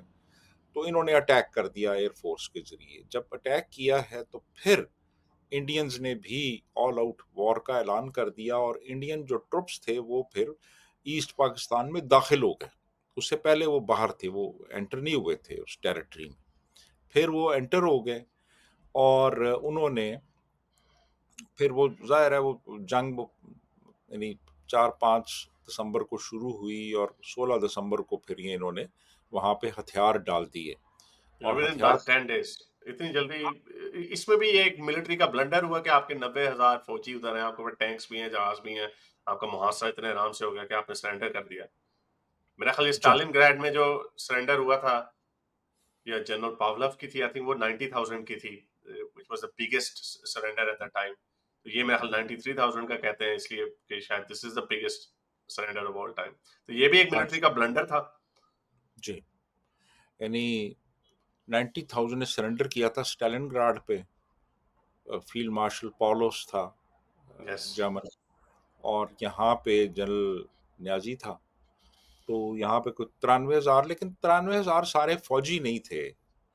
فوجی کو تھے کوئی 45-50 ہزار تھے، باقی سویلینز تھے. تو یہ پھر انہوں نے سرنڈر کیا، اور اس کے بعد پھر یہ جیلوں میں چلے گئے. پھر اس کے بعد شملہ معاہدہ ہوا، اور شملہ معاہدہ جو ہے وہ بھٹو نے اور اندرا گاندھی نے ایگزیکیوٹ کیا، اور اس کے تحت پھر یہ 93,000 انہوں نے چھوڑ دیے اور یہ واپس پاکستان آ گئے. اور پھر شملہ معاہدہ جو تھا اس کے بعد پھر وہ ایک طرح سے کچھ حالات میں بہتری آئی، جو کہ چلتی رہی پھر اس کے بعد کچھ عرصہ. جی حارث. مجھے وہ یاد جو میں پہلے آپ کو بتا رہا تھا کہ ایک زمین وہ کوئی 20,000 اسکوائر کلومیٹر ویسٹ پاکستان میں انڈیا نے ویسٹ پاکستان میں بھی لے لی تھی، جو شملہ اگریمنٹ میں انہوں نے اس کو واپس کی ہے، جب یہ بھی پچھلے دنوں چکر چل رہا 5,000 اسکوائر مائلز زمین تھا. تھی. اوکے 5,000 ہاں اسکوائر میلز ایریا تھا جو کہ ہم نے ویسٹ پاکستان میں لوز کیا تھا. رائٹ، تو یعنی انہوں نے یعنی ادھر سے بھی محاذ. جی جی، اور جو ملٹریلی بھی جو ایگزیکیوشن آف وار تھی، یعنی انتہائی وہ اپولوجیٹک تھی ویسٹ پاکستان میں. ایسٹ پاکستان کو تو رہنے دیں آپ. اور بعد میں جو حمود الرحمان کمیشن رپورٹ لکھی گئی اس میں یہی تھا کہ جو ایوب خان کا جو مارشل لا تھا اس کے نتیجے میں فوج میں کرپشن بہت زیادہ پینیٹریٹ کر گئی تھی، پروفیشنلزم ختم ہو گیا تھا. لوگ پراپرٹی بنانے اور پیسہ بنانے کے چکروں میں اپنی پروفیشنل جو ڈیوٹیز تھیں ان کو بھول چکے تھے. تو اور یہ فوجی سیمنٹ وغیرہ یہ تبھی سے کام شروع ہو گیا تھا، فوجی کارن فلیکس اور فوجی یہ فوجی وہ. یہ بعد میں شروع ہوا ہے، لیکن کھاپے کھوپے شروع ہو گئے تھے. ہاں وہ کام شروع ہو چکے تھے کافی. تو پھر اس کے بعد الٹیمیٹلی آپ نے دیکھا کہ وہ جب آپ پیسہ ویسہ بنانے میں لگ جاتے ہیں اور پروفیشنل کام نہیں کرتے، آپ اپنے سیاست میں پڑ جاتے ہیں، تو پھر ظاہر ہے ڈیٹیریوریشن ہوتی ہے، اور بڑی سبسٹینشل ڈیٹیریوریشن ہوئی ہمارے ان اداروں میں جنہوں نے اپنا کام کچھ اور انداز میں کرنا تھا. جی یہ جو ڈیکیڈنس کا جو میں اس کو ایسے ہی دیکھ رہا ہوں کہ یہ سلوپ نیچے کی طرف جا رہی ہے، کہ obviously کریشن آف پاکستان ہوئی، جو آپ نے بتایا اس وقت بھی کچھ طاقتیں پس پردہ تھیں. امریکہ سے امبیسڈر کو لا کے پرائم منسٹر بنایا جا رہا ہے، مجھے وہ یاد آ رہا ہے. اسی طرح وہ مشرف نے وہ شوکت عزیز کو بھی اسی طرح باہر سے لا کے لانچ کر دیا تھا، کیونکہ اصل طاقت مشرف کے پاس تھی. مشرف کے ساتھ بھی پھر وہی ہوا جو ایوب کے ساتھ ہوا یحییٰ نے، کہ جب مشرف صاحب نے چھڑی دی کیانی کو، تو پھر مشرف صاحب بھی پھر اس کے بعد گنتی کے مہمان، کچھ دنوں کے مہمان تھے. جب انہوں نے، آپ کو یاد ہوگا فضل الرحمان وغیرہ نے شو مچایا تھا وردی اتارو وردی اتارو، تو جب انہوں نے اتاری تو چھٹی بڑی جلدی کرا دی. تو یہ مجھے ڈیکیڈنس نظر آ رہی ہے کہ پہلا فیز 1 وہ تھا جو بانی تھے، جو جو جو آپ کے ملک کو بناتے ہیں، ان کی طرف سے ڈائریکشن کم تھی. پھر اس کے بعد ہی سیکنڈ فیز میں ہم آتے ہیں جہاں پہ عسکری قیادت خود اوپر آ جاتی ہے، اور پھر اس کی ڈیکیڈنس شروع ہو جاتی ہے. کہ ایوب صاحب بھی 10 سال اگر رہے اوپر، تو انہوں نے نہیں سوچا کہ چلیں میں کوئی الیکشنز وغیرہ کروا دیتا ہوں، تو چلیں وہ 70 میں انہوں نے الیکشن کروایا، یحییٰ نے کروایا آ کے. تو اس میں جو پاکستان کی جو کچھ سے کہ کیونکہ بھٹو صاحب بھی ایوب صاحب کے فارن منسٹر تھے، اور وہ بھی ایک پولیٹیکل لیڈر تھے، تو ان کا اس میں کیا رول تھا؟ کیونکہ آبویسلی یہ ہم بڑے آرام سے اس کا بوجھ بھی سارے کا سارا یحییٰ کے اوپر ڈال دیتے ہیں یا فوج کے اوپر ڈال دیتے ہیں کہ آپ نے ملک تڑوا دیا. لیکن اصل پرابلم یہاں پر بھی تو تھی کہ آپ کی جو یہ اس پہ سیاستدانوں کا کیا رول تھا؟ کہ اصل سیاستدان اگر ادھر کے لوگ جیتے، ادھر کی پارٹی عوامی لیگ جیتی، تو اس کو ہم نے نہیں دیا، تو اس کے پیچھے شیک دینے والا یا کیا، اس کی بھی تھوڑی سی ڈائنامکس بتا دیں. دیکھیں نا، اگر الیکشن کے نتائج کو تسلیم کر لیا جاتا تو عوامی لیگ کو حکومت ملنی تھی، پیپلز پارٹی کو تو نہیں ملنی تھی. پیپلز پارٹی کی 59 سیٹس تھیں پورے ویسٹ پاکستان میں، اور دوسری طرف وہ جو ایسٹ پاکستان تھا اس میں ٹوٹل جو آبادی کے تناسب سے 162 سیٹیں تھیں، جن میں سے 160 جو تھیں وہ عوامی لیگ نے جیتی تھیں. وہ کے علاوہ ساری سیٹس وہ جیت چکے تھے. تو اصل میں ان کو بھی ڈر یہی تھا کہ وہ مائنورٹی گورنمنٹ نہیں بننا تھا انہوں نے، تو بلکہ مائکرو گورنمنٹ کا حصہ ہونا تھا، کیونکہ اتنا بڑا ڈفرنس تھا. ہاں اتنا بڑا ڈفرنس تھا اس میں، لیکن وہ بات یہ ہے نا کہ بھٹو صاحب کو ہم ایگزانریٹ نہیں کر سکتے. وہ اس میں انوالو تھے اس پورے پروسیس میں. اور جب ڈھاکہ میں اجلاس طلب کیا گیا قومی اسمبلی کا، تو انہوں نے کہا جی کوئی یہاں سے گیا تو ہم ٹانگیں توڑ دیں گے. اور یحییٰ خان کے ساتھ مکمل کلوژن تھا ان کا اس حوالے سے کہ مجیب الرحمان کو اقتدار نہیں دینا. اور اس میں دونوں کا فائدہ تھا. یحییٰ خان یہ دیکھ رہا تھا جی کہ اگر آ، آ، بھٹو پرائم منسٹر بنتا ہے تو پھر میں بھی کنٹینیو کر سکتا مثالیں ہوں کھا ایز. جاؤں گا. ہاں جی. اور بھٹو کا مفاد یہ تھا کہ میں پرائم منسٹر بنوں، مجیب الرحمان نہ بنے. تو کلوژن تو تھی دونوں میں. اور مجیب الرحمان کو اقتدار نہیں دیا گیا تو اس کا نتیجہ پھر یہی نکلا کہ وہ وہاں پہ سول وار ایک طرح سے شروع ہو گئی، اور الٹیمیٹلی پھر آدھا ملک ٹوٹ گیا. اور پھر آپ یہ دیکھیے کہ حمود الرحمان کمیشن رپورٹ جو تھی اس کو بھٹو نے سپریس. ادھر ادھر کر دیا. یعنی اس نے تو اپنی طرف سے ڈسٹرائی کیا تھا. ایک کاپی اس کی کسی طریقے سے اسمگل ہو گئی تھی، وہ کہتے ہیں وہ انڈیا چلی گئی، اور پھر وہ سن 2000 میں انڈیا ٹوڈے نے اس کے کچھ ایکسٹریکٹ چھاپے اور پھر ڈان نے اس کو کیری کیا. اب تو خیر وہ اویلیبل بھی ہے. وہ اگر آپ پڑھیں تو آپ کو پتہ چلے گا کہ ہمارے جو لیڈرز تھے وہ کن چکروں میں پڑے ہوئے تھے. یعنی یحییٰ خان کو وزٹ کرنے والی جو عورتیں تھیں جو رات کو اس کو ملنے آتی تھیں، ان کی تعداد ہی آپ کاؤنٹ نہیں کر سکتے کہ کتنی تھی. وہ لسٹ ہی ختم نہیں ہوتی.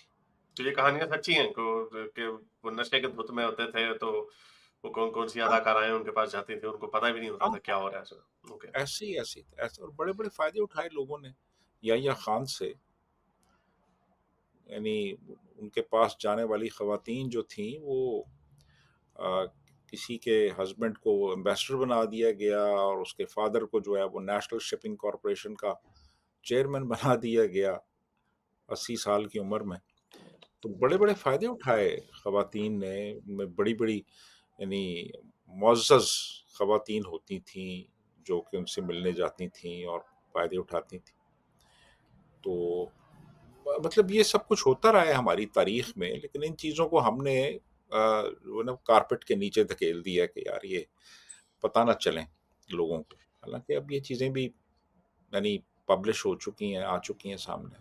جی حارث.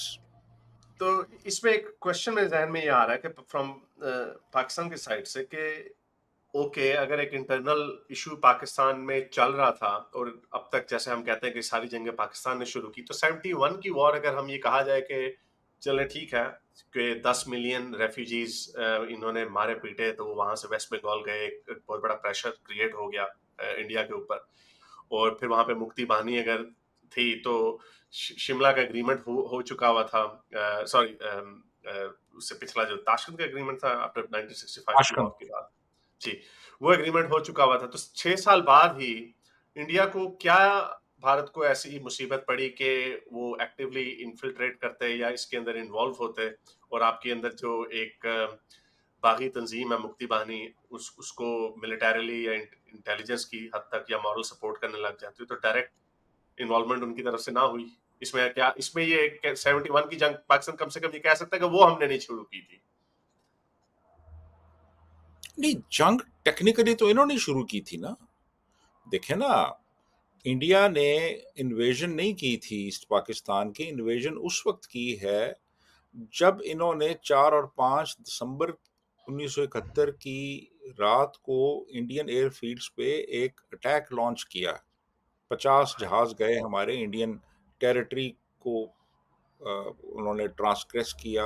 انکرشن وہ گئے وہاں پہ جا کے انہوں نے وہاں پہ بامبنگ کی. تو پھر انڈیا نے وار کا اعلان کیا. اس سے پہلے باقاعدہ فارمل ڈکلریشن آف وار نہیں تھا. فارمل ڈکلریشن آف وار اس وقت ہوا ہے جب پاکستان نے اپنے جہاز بھیجے اور انہوں نے بامبنگ کی انڈین ایئر فیلڈز پہ جا کے. اس کے بعد یعنی ہوا انہوں ہے. نے پریٹیکسٹ آف وار انہوں نے ان کو دیا. ظاہر ہے وہ تو دیکھیں نا، انڈیا وہ مکتی بانی کو سپورٹ کر رہا تھا. وہاں پہ ٹریننگ کیمپس تھے انڈین ٹیریٹری میں جہاں پہ ٹرین ہوتے تھے، جاتے تھے، جا کے وہاں پہ ایسٹ پاکستان میں آپریشنز کرتے تھے، واپس آ جاتے تھے. تو یہ تو ہو رہا تھا، لیکن باقاعدہ ایک فارمل وار نہیں تھی پاکستان اور انڈیا کی، وہ بعد میں شروع ہوئی ہے. اور وہ اس لیے کر رہا تھا انڈیا کہ ایک تو دیکھیں ایسٹ پاکستان میں ایک طرح سے جس کو کہتے ہیں نا کہ ایک ہیومینیٹیرین انٹرونشن کہہ لیں اس کو، تو وہ تو اب ظاہر ہے وہاں پہ ہندوؤں کے ساتھ بھی زیادتی ہو رہی تھی. ان کی پتلونیں کھول کھول کے دیکھے گئی، تصویریں پڑی ہوئی ہیں، ان کی عورتوں کے بھی ریپ ہونا شروع ہو گئے تھے، ان ہاں کو وہ شروع ہو گئے تھے. ہاں دوسرا یہ تھا کہ 1 کروڑ اگر بنگالی ایسٹ پاکستان سے مائیگریٹ کر کے آ جاتا ہے ویسٹ بنگال میں، تو وہ تو پھر ڈیسٹیبلائز کر دے گا نا اس کو پوری اسٹیٹ کو. تو وہ بھی شروع ہو گیا تھا اور مسلسل آ رہے تھے لوگ. تو پھر انہوں نے اٹیک بھی کر دیا. تو اس کے بعد تو پھر ان کے پاس اور کوئی چارہ رہ نہیں جاتا تھا کہ وہ ایک فارمل ڈکلریشن آف وار کریں. تو یعنی آپ یہ کہہ رہے ہیں کہ جو انہوں نے پری ٹیکسٹ ان کو خود ہی دے دیا، جو ایک فولش ایڈونچر ہی ہوا. پھر ود ہائنڈ سائٹ تو ہم یہی کہیں گے کہ آپ نے ان کی ایئر بیسز پہ حملہ کیا، انہوں نے کہا لے تم نے تو ہم پہ حملہ کر دیا، تو اب تو فوج ہی آمنے سامنے ہوگی، اور ود ان فیو ڈیز آپ نے جس طرح بتایا کہ وہ پھر سرنڈر بھی ہو گیا. تو اس کے جو آفٹر شاکس تھے، اب 1971 میں بنگلہ دیش آزاد ہو جاتا، بلکہ بنگلہ دیش کے ٹاپک پہ ہی رہتے ہیں کہ یہ ہسٹری ہے بنگلہ دیش کی. پھر اس کے بعد ایک انڈین فرینڈلی حکومت کا سلسلہ چلتا رہتا ہے بنگلہ دیش میں. اور اب جس کو پتہ نہیں کئی لوگ منی ریولوشن بھی کہتے ہیں، اور اب ایک دم سے ہمارے لوگ بڑے خوش ہوئے پاکستان میں کہ جو حسینہ واجد ہے ان کی چھٹی ہو گئی ہے، پپٹ انڈیا کی چھٹی ہو گئی، اب یہ پاکستان کے ساتھ فرینڈلی ہوں گے. کچھ ادھر سے ایک ان کے جنرل ہیں، وہ بھی ابھی اپنی انڈیا پاکستان کا چکر چل رہا تھا، تو وہ کہہ رہے تھے انڈیا کی 7 سسٹرز کو ان کا رابطہ منقطع کر دو، وہ جو چھوٹی سی ایک راہداری ہے ان کی. تو لیکن اسی طرح ہم نے یہ بھی دیکھا، انہوں نے کہا کہ آپ ہمارے $2 ارب بھی دیں اور کوئی فارمل اپالوجی بھی کریں. تو بنگلہ دیش کی ہسٹری میں چھوٹا سا بتا دیں، پھر ہم پاکستان کی ہسٹری پہ چلتے جائیں گے کہ یہ کیا ٹرن آف ایونٹس ہوئی ہیں، کیا یہ پاکستان کے لیے اچھا ہے، غلط ہے، یا اس کی کیا سٹوری ہے؟ دیکھیے حسینہ واجد جو تھیں وہ ان کی گورنمنٹ پرو انڈیا گورنمنٹ تھی اور بڑے ان کے کلوز ٹائز تھے انڈیا کے ساتھ. تو وہ جب چلی گئیں، ایک دوسری حکومت آ گئی، تو ہمارے یہاں جو بیٹھے ہوئے ہیں ڈیسیژن میکرز، انہوں نے کہا یار بڑی گولڈن اپرچونٹی ہے. آپ کو طالبان کی یاد طرح. ہاں اس کو کیش کرایا جائے. اور فوری طور پہ ہمارے جو ڈی جی آئی ایس آئے تھے، انہوں نے دورہ کیا وہاں کا بنگلہ دیش کا. اس کے اچھا. بعد ہماری جو فارن سیکرٹری ہیں وہ وہاں پہ گئیں. تو ان کا خیال تھا جناب کہ کوئی ایک اسٹریٹجک پارٹنرشپ ہم ڈیولپ کریں گے گھیرا ڈالیں گے انڈیا کے ساتھ. ہاں خلاف. تو انہوں نے کہا جی بات یہ ہے، یہ تو ہوتی رہیں گی چیزیں، پہلے تو یہ ہے کہ آپ کوئی $5.3 بلین ہمارے کمپنسیشن دیں، وہ ریپریشنز. واپس کریں آپ ہمیں. ایک دوسرا آپ مانگیں معافی. اوہ.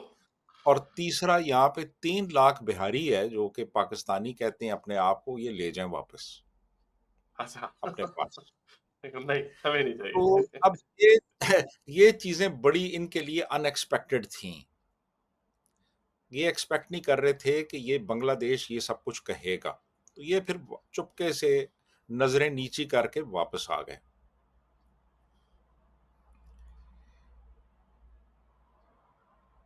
یہ پھر واپس آ گئے اور اس کے بعد سے پھر کوئی خاص سرگرمی دیکھنے میں نہیں آئی. جی تو یعنی جی حارث. یہ جو ہمارا بھرم تھا کہ یہ پرو پاکستان حکومت ہے، وہ ہمیشہ کی طرح وہ بھی خوش فہمی، اسی طرح جس طرح طالبان جو ہیں وہ بڑے پرو پاکستان ہوں گے، انہوں نے کہا آ جاؤ جی اتنے تسی دسو نا ذرا. تو یعنی ہماری ملٹریلی بھی ہم نے بلنڈرز مارے اور پولیٹیکلی بھی ہر وقت بلنڈرز ہی مارتے رہتے. چلے پاکستان میں آ جاتے ہیں. 1971 ہو گیا، بنگلہ دیش ہمارے ہاتھ سے نکل گیا. اب اس کے بعد یہاں پر یا کی بھی حکومت چلی جاتی ہے، اور سوری آپ کی بھٹو صاحب کی حکومت آ جاتی پیپلز پارٹی کی, تو وہ پہلے میں نے تو عمران خان کے منہ سے یہی سنا کہ 1970 کا ایک ہی الیکشن ہے جو 1970 کا فری اینڈ فیئر ہوا تھا, اس کے بعد پاکستان کی تاریخ میں کوئی فری اینڈ فیئر الیکشن نہیں ہوا. تو اس کے بعد کیا ہوتا ہے, پھر یہ اگلا ڈیکیڈ گزرتا ہے بھٹو صاحب کے ساتھ ڈیموکریسی کا کی امید نظر آتی ہے, پھر بعد میں پھر ضیاء کا فیز شروع ہو جاتا ہے. تو وہ بتائیں کہ وہاں پہ کیا ہوا. سوشلسٹ بولا جاتا ہے بھٹو صاحب کو. جب وہ جیل میں گئے تو پتا ہے کہ وہ پتہ نہیں مسولینی کے بھی پڑھتے تھے اور کارل مارکس کو بھی پڑھتے تھے. تو یہ ذرا ان کے بارے میں بتا دیں کہ ان کا میک اپ کیا, مجھے تو سمجھ نہیں آتی. وہ بھی وہی کہ اردو زبان لائی گئی, شلوار قمیض لائی گئی, انگلش کو ختم کیا گیا, کننڈرم وہی قائد اعظم والا, خود وسکی بھی پیتے تھے اور میوزک وغیرہ بھی بین کر دیا, کلبس بھی بین کر دیے. یہ کیا ایک دم سے جو ڈیکیڈنس کی جو سلوپ نیچے کی طرف جا رہی ہے, یہ میرا خیال ہم فیز 2 کے بالکل مڈل میں پہنچ گئے ہیں تباہی کے. دیکھیے بھٹو صاحب جو تھے نا, وہ میں ذاتی طور پہ سمجھتا ہوں کہ وہ ایک ویژنری لیڈر نہیں تھے, اور بہت بلنڈرز کیے انہوں نے. یعنی آئین تو دیا, لیکن اسی آئین میں پہلی 7 امینڈمنٹس انہوں نے خود کر دیں. جو چیز سوٹ نہیں کرتی تھی وہاں پہ امینڈمنٹ کر دی. اس کے بعد پھر حمود الرحمان کمیشن رپورٹ کو نہیں چھپنے دیا. جو لوگ انوالو تھے مشرقی پاکستان کے فال آف ڈھاکہ میں جو انوالو تھے, ان کے خلاف کوئی کارروائی نہیں کی, بلکہ ان کو یہاں پہ بڑے بڑے عہدے دے دیے. بچر آف ڈھاکہ ٹکا خان کو گورنر پنجاب بنا دیا. رو فرمان علی کو فوجی فاؤنڈیشن کا چیئرمین بنا دیا. کوئی ایکشن نہیں لیا گیا کسی کے خلاف. پھر ٹیکسٹ بکس ساری ڈسٹارٹ کر دی گئیں. پاکستان کی ہسٹری, جو ہسٹری آف پاکستان تھی, اس کو ختم کر کے پاکستان سٹڈیز متعارف کروایا گیا. ری رائٹ کی گئی پاکستان کی ہسٹری. جو جی, ہم نے مطالعہ پاکستان پڑھا, یہ شرارتیں تب ہوئی شروع. یہ بھٹو کے دور میں شروع ہوئی تھی. Okay. وہ جو پچھلی ساری ہسٹری تھی جو ہم نے بھی پڑھی, تو یہ ساری چیزیں جو تھیں, یعنی اشوکا اور چندر گپت موریہ اور ٹیکسلا کی سویلائزیشن وغیرہ, ہڑپا, موئنجو دڑو, یہ ساری چیزیں انہوں نے فارغ کر دیں ہسٹری کی کتاب سے, اور ہسٹری کی کتاب کی جگہ مطالعہ پاکستان یا پاکستان سٹڈیز انٹروڈیوس کرایا. پھر غزنوی وغیرہ کو ڈال دیا کہ وہ آئے ہاں, اور وہ میں وہی ہوا. غزنوی اور یہ سارا, یعنی ایک اسلامک جو کہہ لیں کہ جس کو یہ اسلامک کہتے ہیں, یہ جو مسلم انویڈرز تھے, ان کو شامل کر دیا گیا. ہیروز بدل دیے راتوں رات ہمارے. ہاں یعنی ہاں, یہ اوور نائٹ نہیں ہوا. یعنی قائد اعظم نے نظریہ تو دیا تھا کہ ہمارے ہیروز ڈفرینٹ ہے وغیرہ, لیکن اب یہ مجھے کننڈرم, اب یہ مجھے پیراڈاکس اس کا بھی سمجھ آتا ہے کہ وہ بھی ایک دم سے نہیں ہوا تھا. So there was a gap in between. تو انہوں نے تو, بھٹو صاحب نے تو بالکل, اور کہا جی ہم تو جی گھاس کھائیں گے اور 1000 سال جنگ لڑیں گے ہم. تو یہ باتیں اس طرح کی کرتے رہے. پھر ایک نیشنلائزیشن کی پالیسی اپنائی گئی جس نے کہ تباہ کر دیا سب تمام اداروں کو. جو یہ پوری ایک ہیلتھ پالیسی تبدیل کر لی. دوائیوں کے جنیرک نام آ گئے جی, ڈیٹول کی جگہ کلوروزیلنول سلوشن آ گیا. اور پھر جناب انہوں نے ایک ایف ایس ایف بنا لی, فیڈرل سیکورٹی فورس. تو یہ کچھ عجیب و غریب راستے پہ چل پڑے. پھر انہوں نے کہا جی ایٹم بم بھی ہم بنائیں گے, گھاس بھی کھانی پڑے, ایٹم بم بنائیں گے. اور جس وقت ایک فری مارکیٹ اکانومی کی طرف دنیا جا رہی تھی, یہ اس وقت نیشنلائز کر رہے تھے اداروں کو. پھر ان کی جو لیڈرشپ تھی وہ کچھ اس طرح کی تھی کہ یہ کسی اور کی پرومیننس برداشت نہیں کر سکتے تھے. تو انہوں نے اپنی پارٹی کے اندر بھی ایک پرج شروع کر دی, اور چین کے ساتھ تعلقات بنانے میں لگ گئے. ایٹم بم بنانے کے چکر میں پڑ گئے. امریکہ کو, ویسٹ کو انہوں نے انوائے کر دیا. ملک کے اندر الیکشنز ہوئے, اس میں دھاندلی کروائی. 77 کے الیکشنز میں. فوج کا جو اس وقت کا جو ایک مائنڈ سیٹ تھا اس کو سمجھ نہیں پائے کہ فوج یعنی ایک طاقتور ادارہ تھا. وہ اور بہت یہ طاقتور ہو چکا ہوتا تب تک. ہاں، اور فوج کے سربراہ کو کہہ رہے تھے جی کہ میں اپنے جوتوں کے تسمے جو ہیں وہ تمہاری مونچھوں سے بناؤں گا، ضیاء الحق کو کہہ رہے تھے. Sure. تو ان حالات اور چیلنج کر رہے تھے باقاعدہ طور پہ. انیشلی میرا ذاتی خیال ہے کہ ضیاء الحق کا بالکل ارادہ نہیں تھا کہ ان کو پھانسی پہ لٹکایا جائے، لیکن جب انہوں نے بہت ایک ڈیفائنٹ پالیسی اختیار کر لی تو پھر اس نے یہ سوچا کہ یا تو یہ رہے گا یا میں رہوں گا. نہیں لیکن وہ سورس آف ڈسپیوٹ تھا کیا ان کے بیچ میں؟ دیکھیں بیسیکلی تو یہ تھا کہ الیکشنز میں دھاندلی ہوئی تھی 77 کے الیکشنز میں، اور انہوں نے دھاندلی کروائی تھی. اب دھاندلی کے نتیجے میں جو اپوزیشن تھی انہوں نے ایک موومنٹ شروع کر دی تھی اور پورے ملک میں مظاہرے ہو رہے تھے، جلسے جلوس ہو رہے تھے، سٹیبلٹی نہیں آ رہی تھی. تو اب ان کو چاہیے تھا کہ فوری طور پہ ان کے ساتھ کمپرومائز کرتے، ری الیکشن کروا دیتے، اناؤنس کر دیتے، لیکن انہوں نے بہت لیٹ کر دیا. تو اب ظاہر ہے کہ جب ملک کے اندر اس طرح کی صورتحال ہو، اپوزیشن سڑکوں پہ ہو، جو حکومت ہے بہت کمزور ہو چکی ہو، تو ایک ویکیوم کریٹ ہو جاتا ہے، پاور ویکیوم. تو اس کو فل کرنے کے لیے ضیاء الحق پھر آ گیا اور اس نے آ کے تو اقتدار پہ قبضہ کر لیا، مارشل لا لگا دیا، پھر وہ بھینس چوری وغیرہ کے کیسز لگا دیے اور وہ پھر کیسز بنا لیے.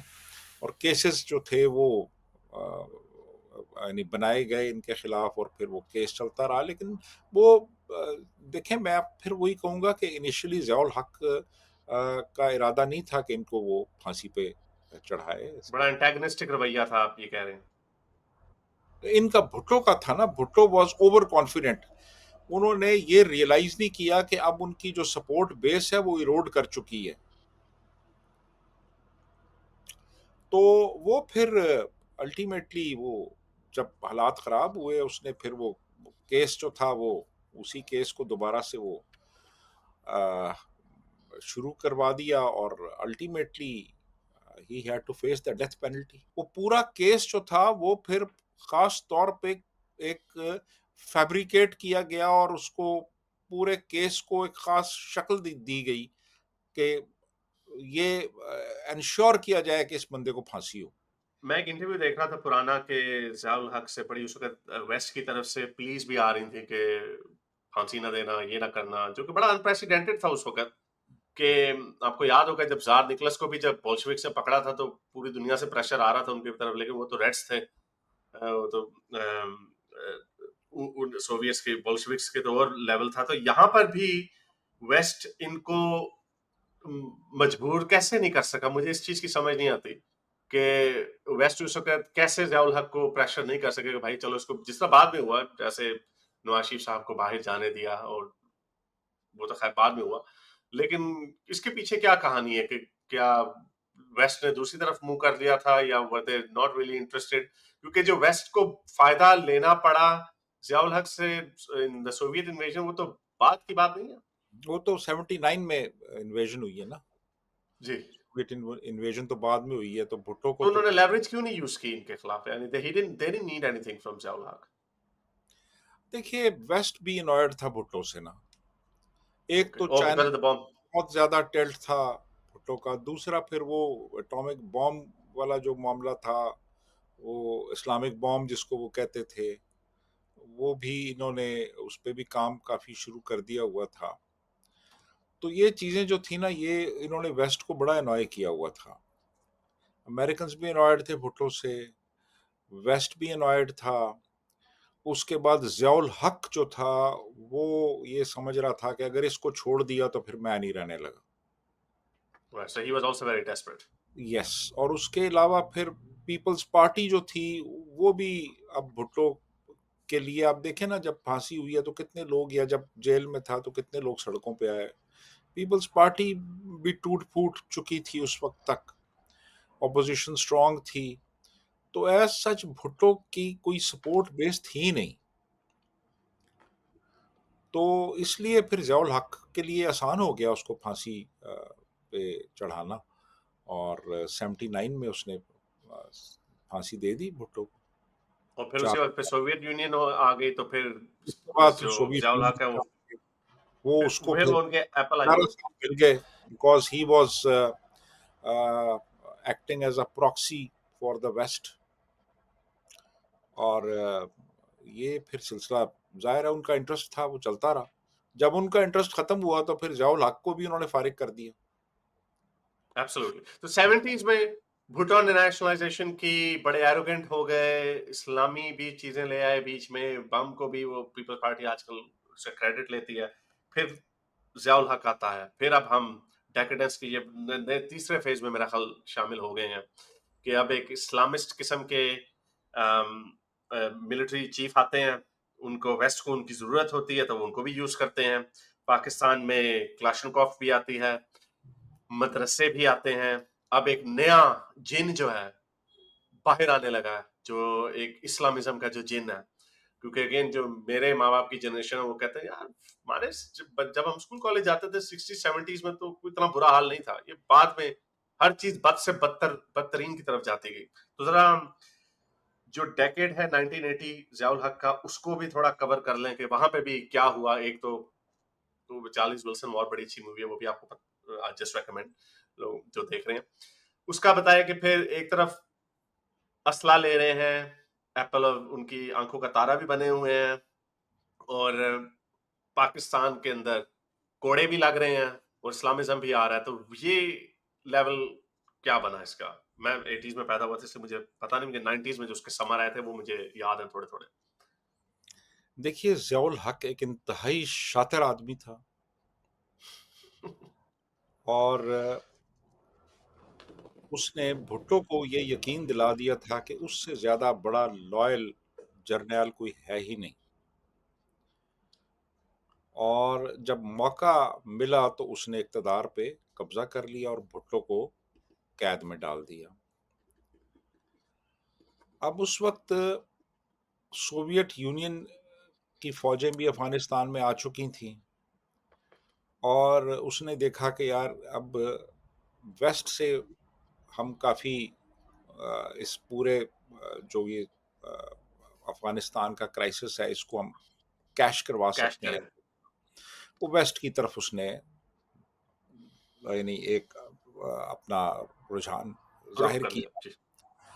اور اس کے نتیجے میں پھر میسو ہمیں وہاں سے فنڈز ملے. بہت سے فنڈز ہم نے افغانستان میں جو لڑ رہے تھے، جن کو مجاہدین کہا جاتا تھا اس وقت، ان کو دیے. بہت سے خود اپنے پاس رکھ لیے، اسلحہ لیا. اور چونکہ سوویٹس جو تھے ان کو انہوں نے کہا جی کہ یہ تو نہ صرف غیر مسلم ہے، یہ تو دہری ہیں، ملحد ہیں یہ، اور ان کو ہم نے روکنا ہے اور اسلام کی طاقت سے روکنا ہے. تو پھر اسلام کا بھی بھرپور استعمال کیا جانے لگا، اور اسلامائز کرنے کا عمل بھی شروع ہوا ملک کے اندر. اسلامی قوانین مدرسے بنائے، کھلنے لگ گئے. مدرسے کھل گئے، حدود آرڈیننس آ گئے. اور بلاسفیمی لا 86 میں آیا، جی بلاسفیمی لا جو تھا وہ ڈیتھ آ گیا. پینلٹی والی ایڈ کی گئی. ایگزیکٹلی بہت سی اسلامی سزائیں جو تھیں وہ انہوں نے نافذ کی. شریعت کے نفاذ پہ کام ہونے لگا. کئی ایسے ادارے بنا دیے جو کہ خالصتاً ایک اسلامی نقطہ نظر سے کام کرتے تھے. اور ملک کے اندر یعنی کوڑے مارے جانے لگے، پڑھے لکھے لوگوں سڑکوں پہ بھی مارے چوک، صحافیوں کو سڑکوں کوڑے پہ بھی. مارے. جی سڑکوں کے اوپر صحافیوں کو کوڑے مارے گئے. یہ لاہور کا جو قلعہ تھا اس کے اندر جو ڈنجنز تھے وہاں پہ سیاسی قیدیوں کو رکھا گیا. کسی قسم کا جو ڈسینٹ تھا اس کو برداشت نہیں کیا گیا. تو یہ بہت بڑا ایک منافق تھا یہ شخص. اور کبھی سائیکل کے اوپر گھوم رہا ہے پنڈی میں، اور کبھی یہ پرائیویٹ جہاز میں بھی جا رہا ہے. پرائیویٹ جہاز میں بھی جا رہا ہے، پھر سعودیہ جا رہا ہے، مختلف اسلامی ممالک کا دورہ کر رہا ہے، پھر امریکہ جا رہا ہے، یورپ جا رہا ہے، بھارتی فلموں پہ یعنی پابندی تھی، لیکن اس کے اپنے گھر میں شتروگھن سنہا بھی آتا تھا اور وہاں پہ فلمیں بھی چلتی تھیں. تو یہ سارا کچھ ہمیں نظر آتا ہے ضیاء الحق کے دور میں. اور دوسری طرف پھر یہ ہوا کہ جب آپ نے افغانستان میں شروع کر دیا کام، تو پھر وہاں سے کلاشنکوف اور ہیروئن کا کلچر بھی پاکستان میں امپورٹ ہوا، اور اب جگہ جگہ پہ آپ کو ڈرگز ملنے لگیں، ہتھیار جگہ جگہ پہ اویلیبل تھے، اور دھماکے ہونا شروع ہو گئے. کیونکہ اگر آپ نے وہاں پہ یہ کیا تو پھر افغانستان کی جو خفیہ ایجنسی تھی انہوں نے یہاں پہ وہ کام شروع کر دیے. تو ملک جو تھا وہ ایک طرح سے یعنی بجائے اس کے کہ ایک پروگریسو راستے پہ چلتا، لبرلزم پروموٹ ہوتا، ایک عجیب قسم کا ایک ڈسٹارٹڈ ورژن آف اسلام جو تھا وہ ملک پہ نافذ کر دیا گیا ضیاء الحق کے دور میں. اور مکمل کنٹرول تھا ضیاء الحق کا. ضیاء الحق کا ہر شعبے پہ اس نے اپنا مکمل کنٹرول رکھا ہوا تھا، چاہے وہ اطلاعات کا شعبہ ہو، چاہے وہ پارلیمنٹ ہو، مجلس شورا بنائی گئی غیر جماعتی الیکشن کروا کے، اور پھر وہاں پہ اپنی مرضی کے قوانین پاس کروائے گئے. تو یہ سارا کچھ جو تھا یہ ضیاء الحق کے دور میں ہوا. یعنی بہت سے لوگوں کی جوانی جو تھی وہ ضیاء الحق کھا گیا. ملک کو اس حد تک ایک کنزرویٹزم میں دھکیل دیا گیا. تو یہ جو پورا دور تھا 11 سال کا، یہ پاکستان کی تاریخ کا یہ 11 سالہ دور تاریخ ترین دور تھا پاکستان کی تاریخ کا، اگر ہم اس کو دیکھیں تو. مجھے اور تو اس پچھلا دور بھی کوئی بہتر نہیں لگ رہا. دور تو پھر اس کے بعد سے مزید خراب ہوتے چلے گئے، حالات خراب ہوتے چلے گئے. لیکن وہ جو دور تھا اس میں تو یعنی مطلب یہ کہ ہم یعنی کئی دہائیاں ہم پیچھے چلے گئے ضیاء الحق کے دور میں، کئی دہائیاں ہم پیچھے چلے گئے. اور ہر شعبے میں ایک آرتھوڈاکسی آ گئی، مدرسے بے پناہ بنا دیے گئے، اسلامی قوانین تھوک کے حساب سے بنائے گئے، جو شخصی آزادیاں تھیں ان کا گلا گھونٹ دیا گیا. تو ملک جو تھا وہ ایک سمجھ لیں کہ ضیاء کے دور میں گہری کھائی میں جا گرا. جی بہت شکریہ آپ کا. میرے ذہن میں ابھی اوبیسی یہ میں سوچ رہا تھا کہ ایک ہی گھنٹے میں ہم اس کو ختم کر لیں گے، لیکن مجھے آپ کی باتیں سن کے بڑا مزہ آ رہا تھا اور بڑا میں سیکھ بھی رہا تھا. اور ابھی کافی دور اور بھی پڑے ہیں، ابھی 90s 2010s اور اب آج کل کا سنہری دور جس دور سے ہم گزر رہے ہیں وہ بھی پڑا ہوا تھا. تو اس کو میرا خیال ہمیں 2 پارٹس میں ڈیوائڈ کروں گا. میں نے اس کا نام کچھ اور سوچا تھا، لیکن اب اس کا brief history of Pakistan part 1 ہوگا. تو اگلے پروگرام میں آپ کو پھر سے زحمت دوں گا، کیونکہ میں نے ٹھیک آپ ہے. کے خیالات باقی کے دورے پہ بھی لینے ہیں. تو تھینک یو ویری مچ جو لوگ ہم سے جڑے. I hope you enjoyed it, you learned a lot just like me, and maybe we'll do it again next time. Bye bye. Thank you. Okay. اگر آپ کو میری یہ ویڈیو اچھی لگی تو میرے چینل کے ممبر بنیے، پیٹرن بنیے، یا پھر آپ مجھے بائی می یا کافی میں بھی سپورٹ کر سکتے ہیں.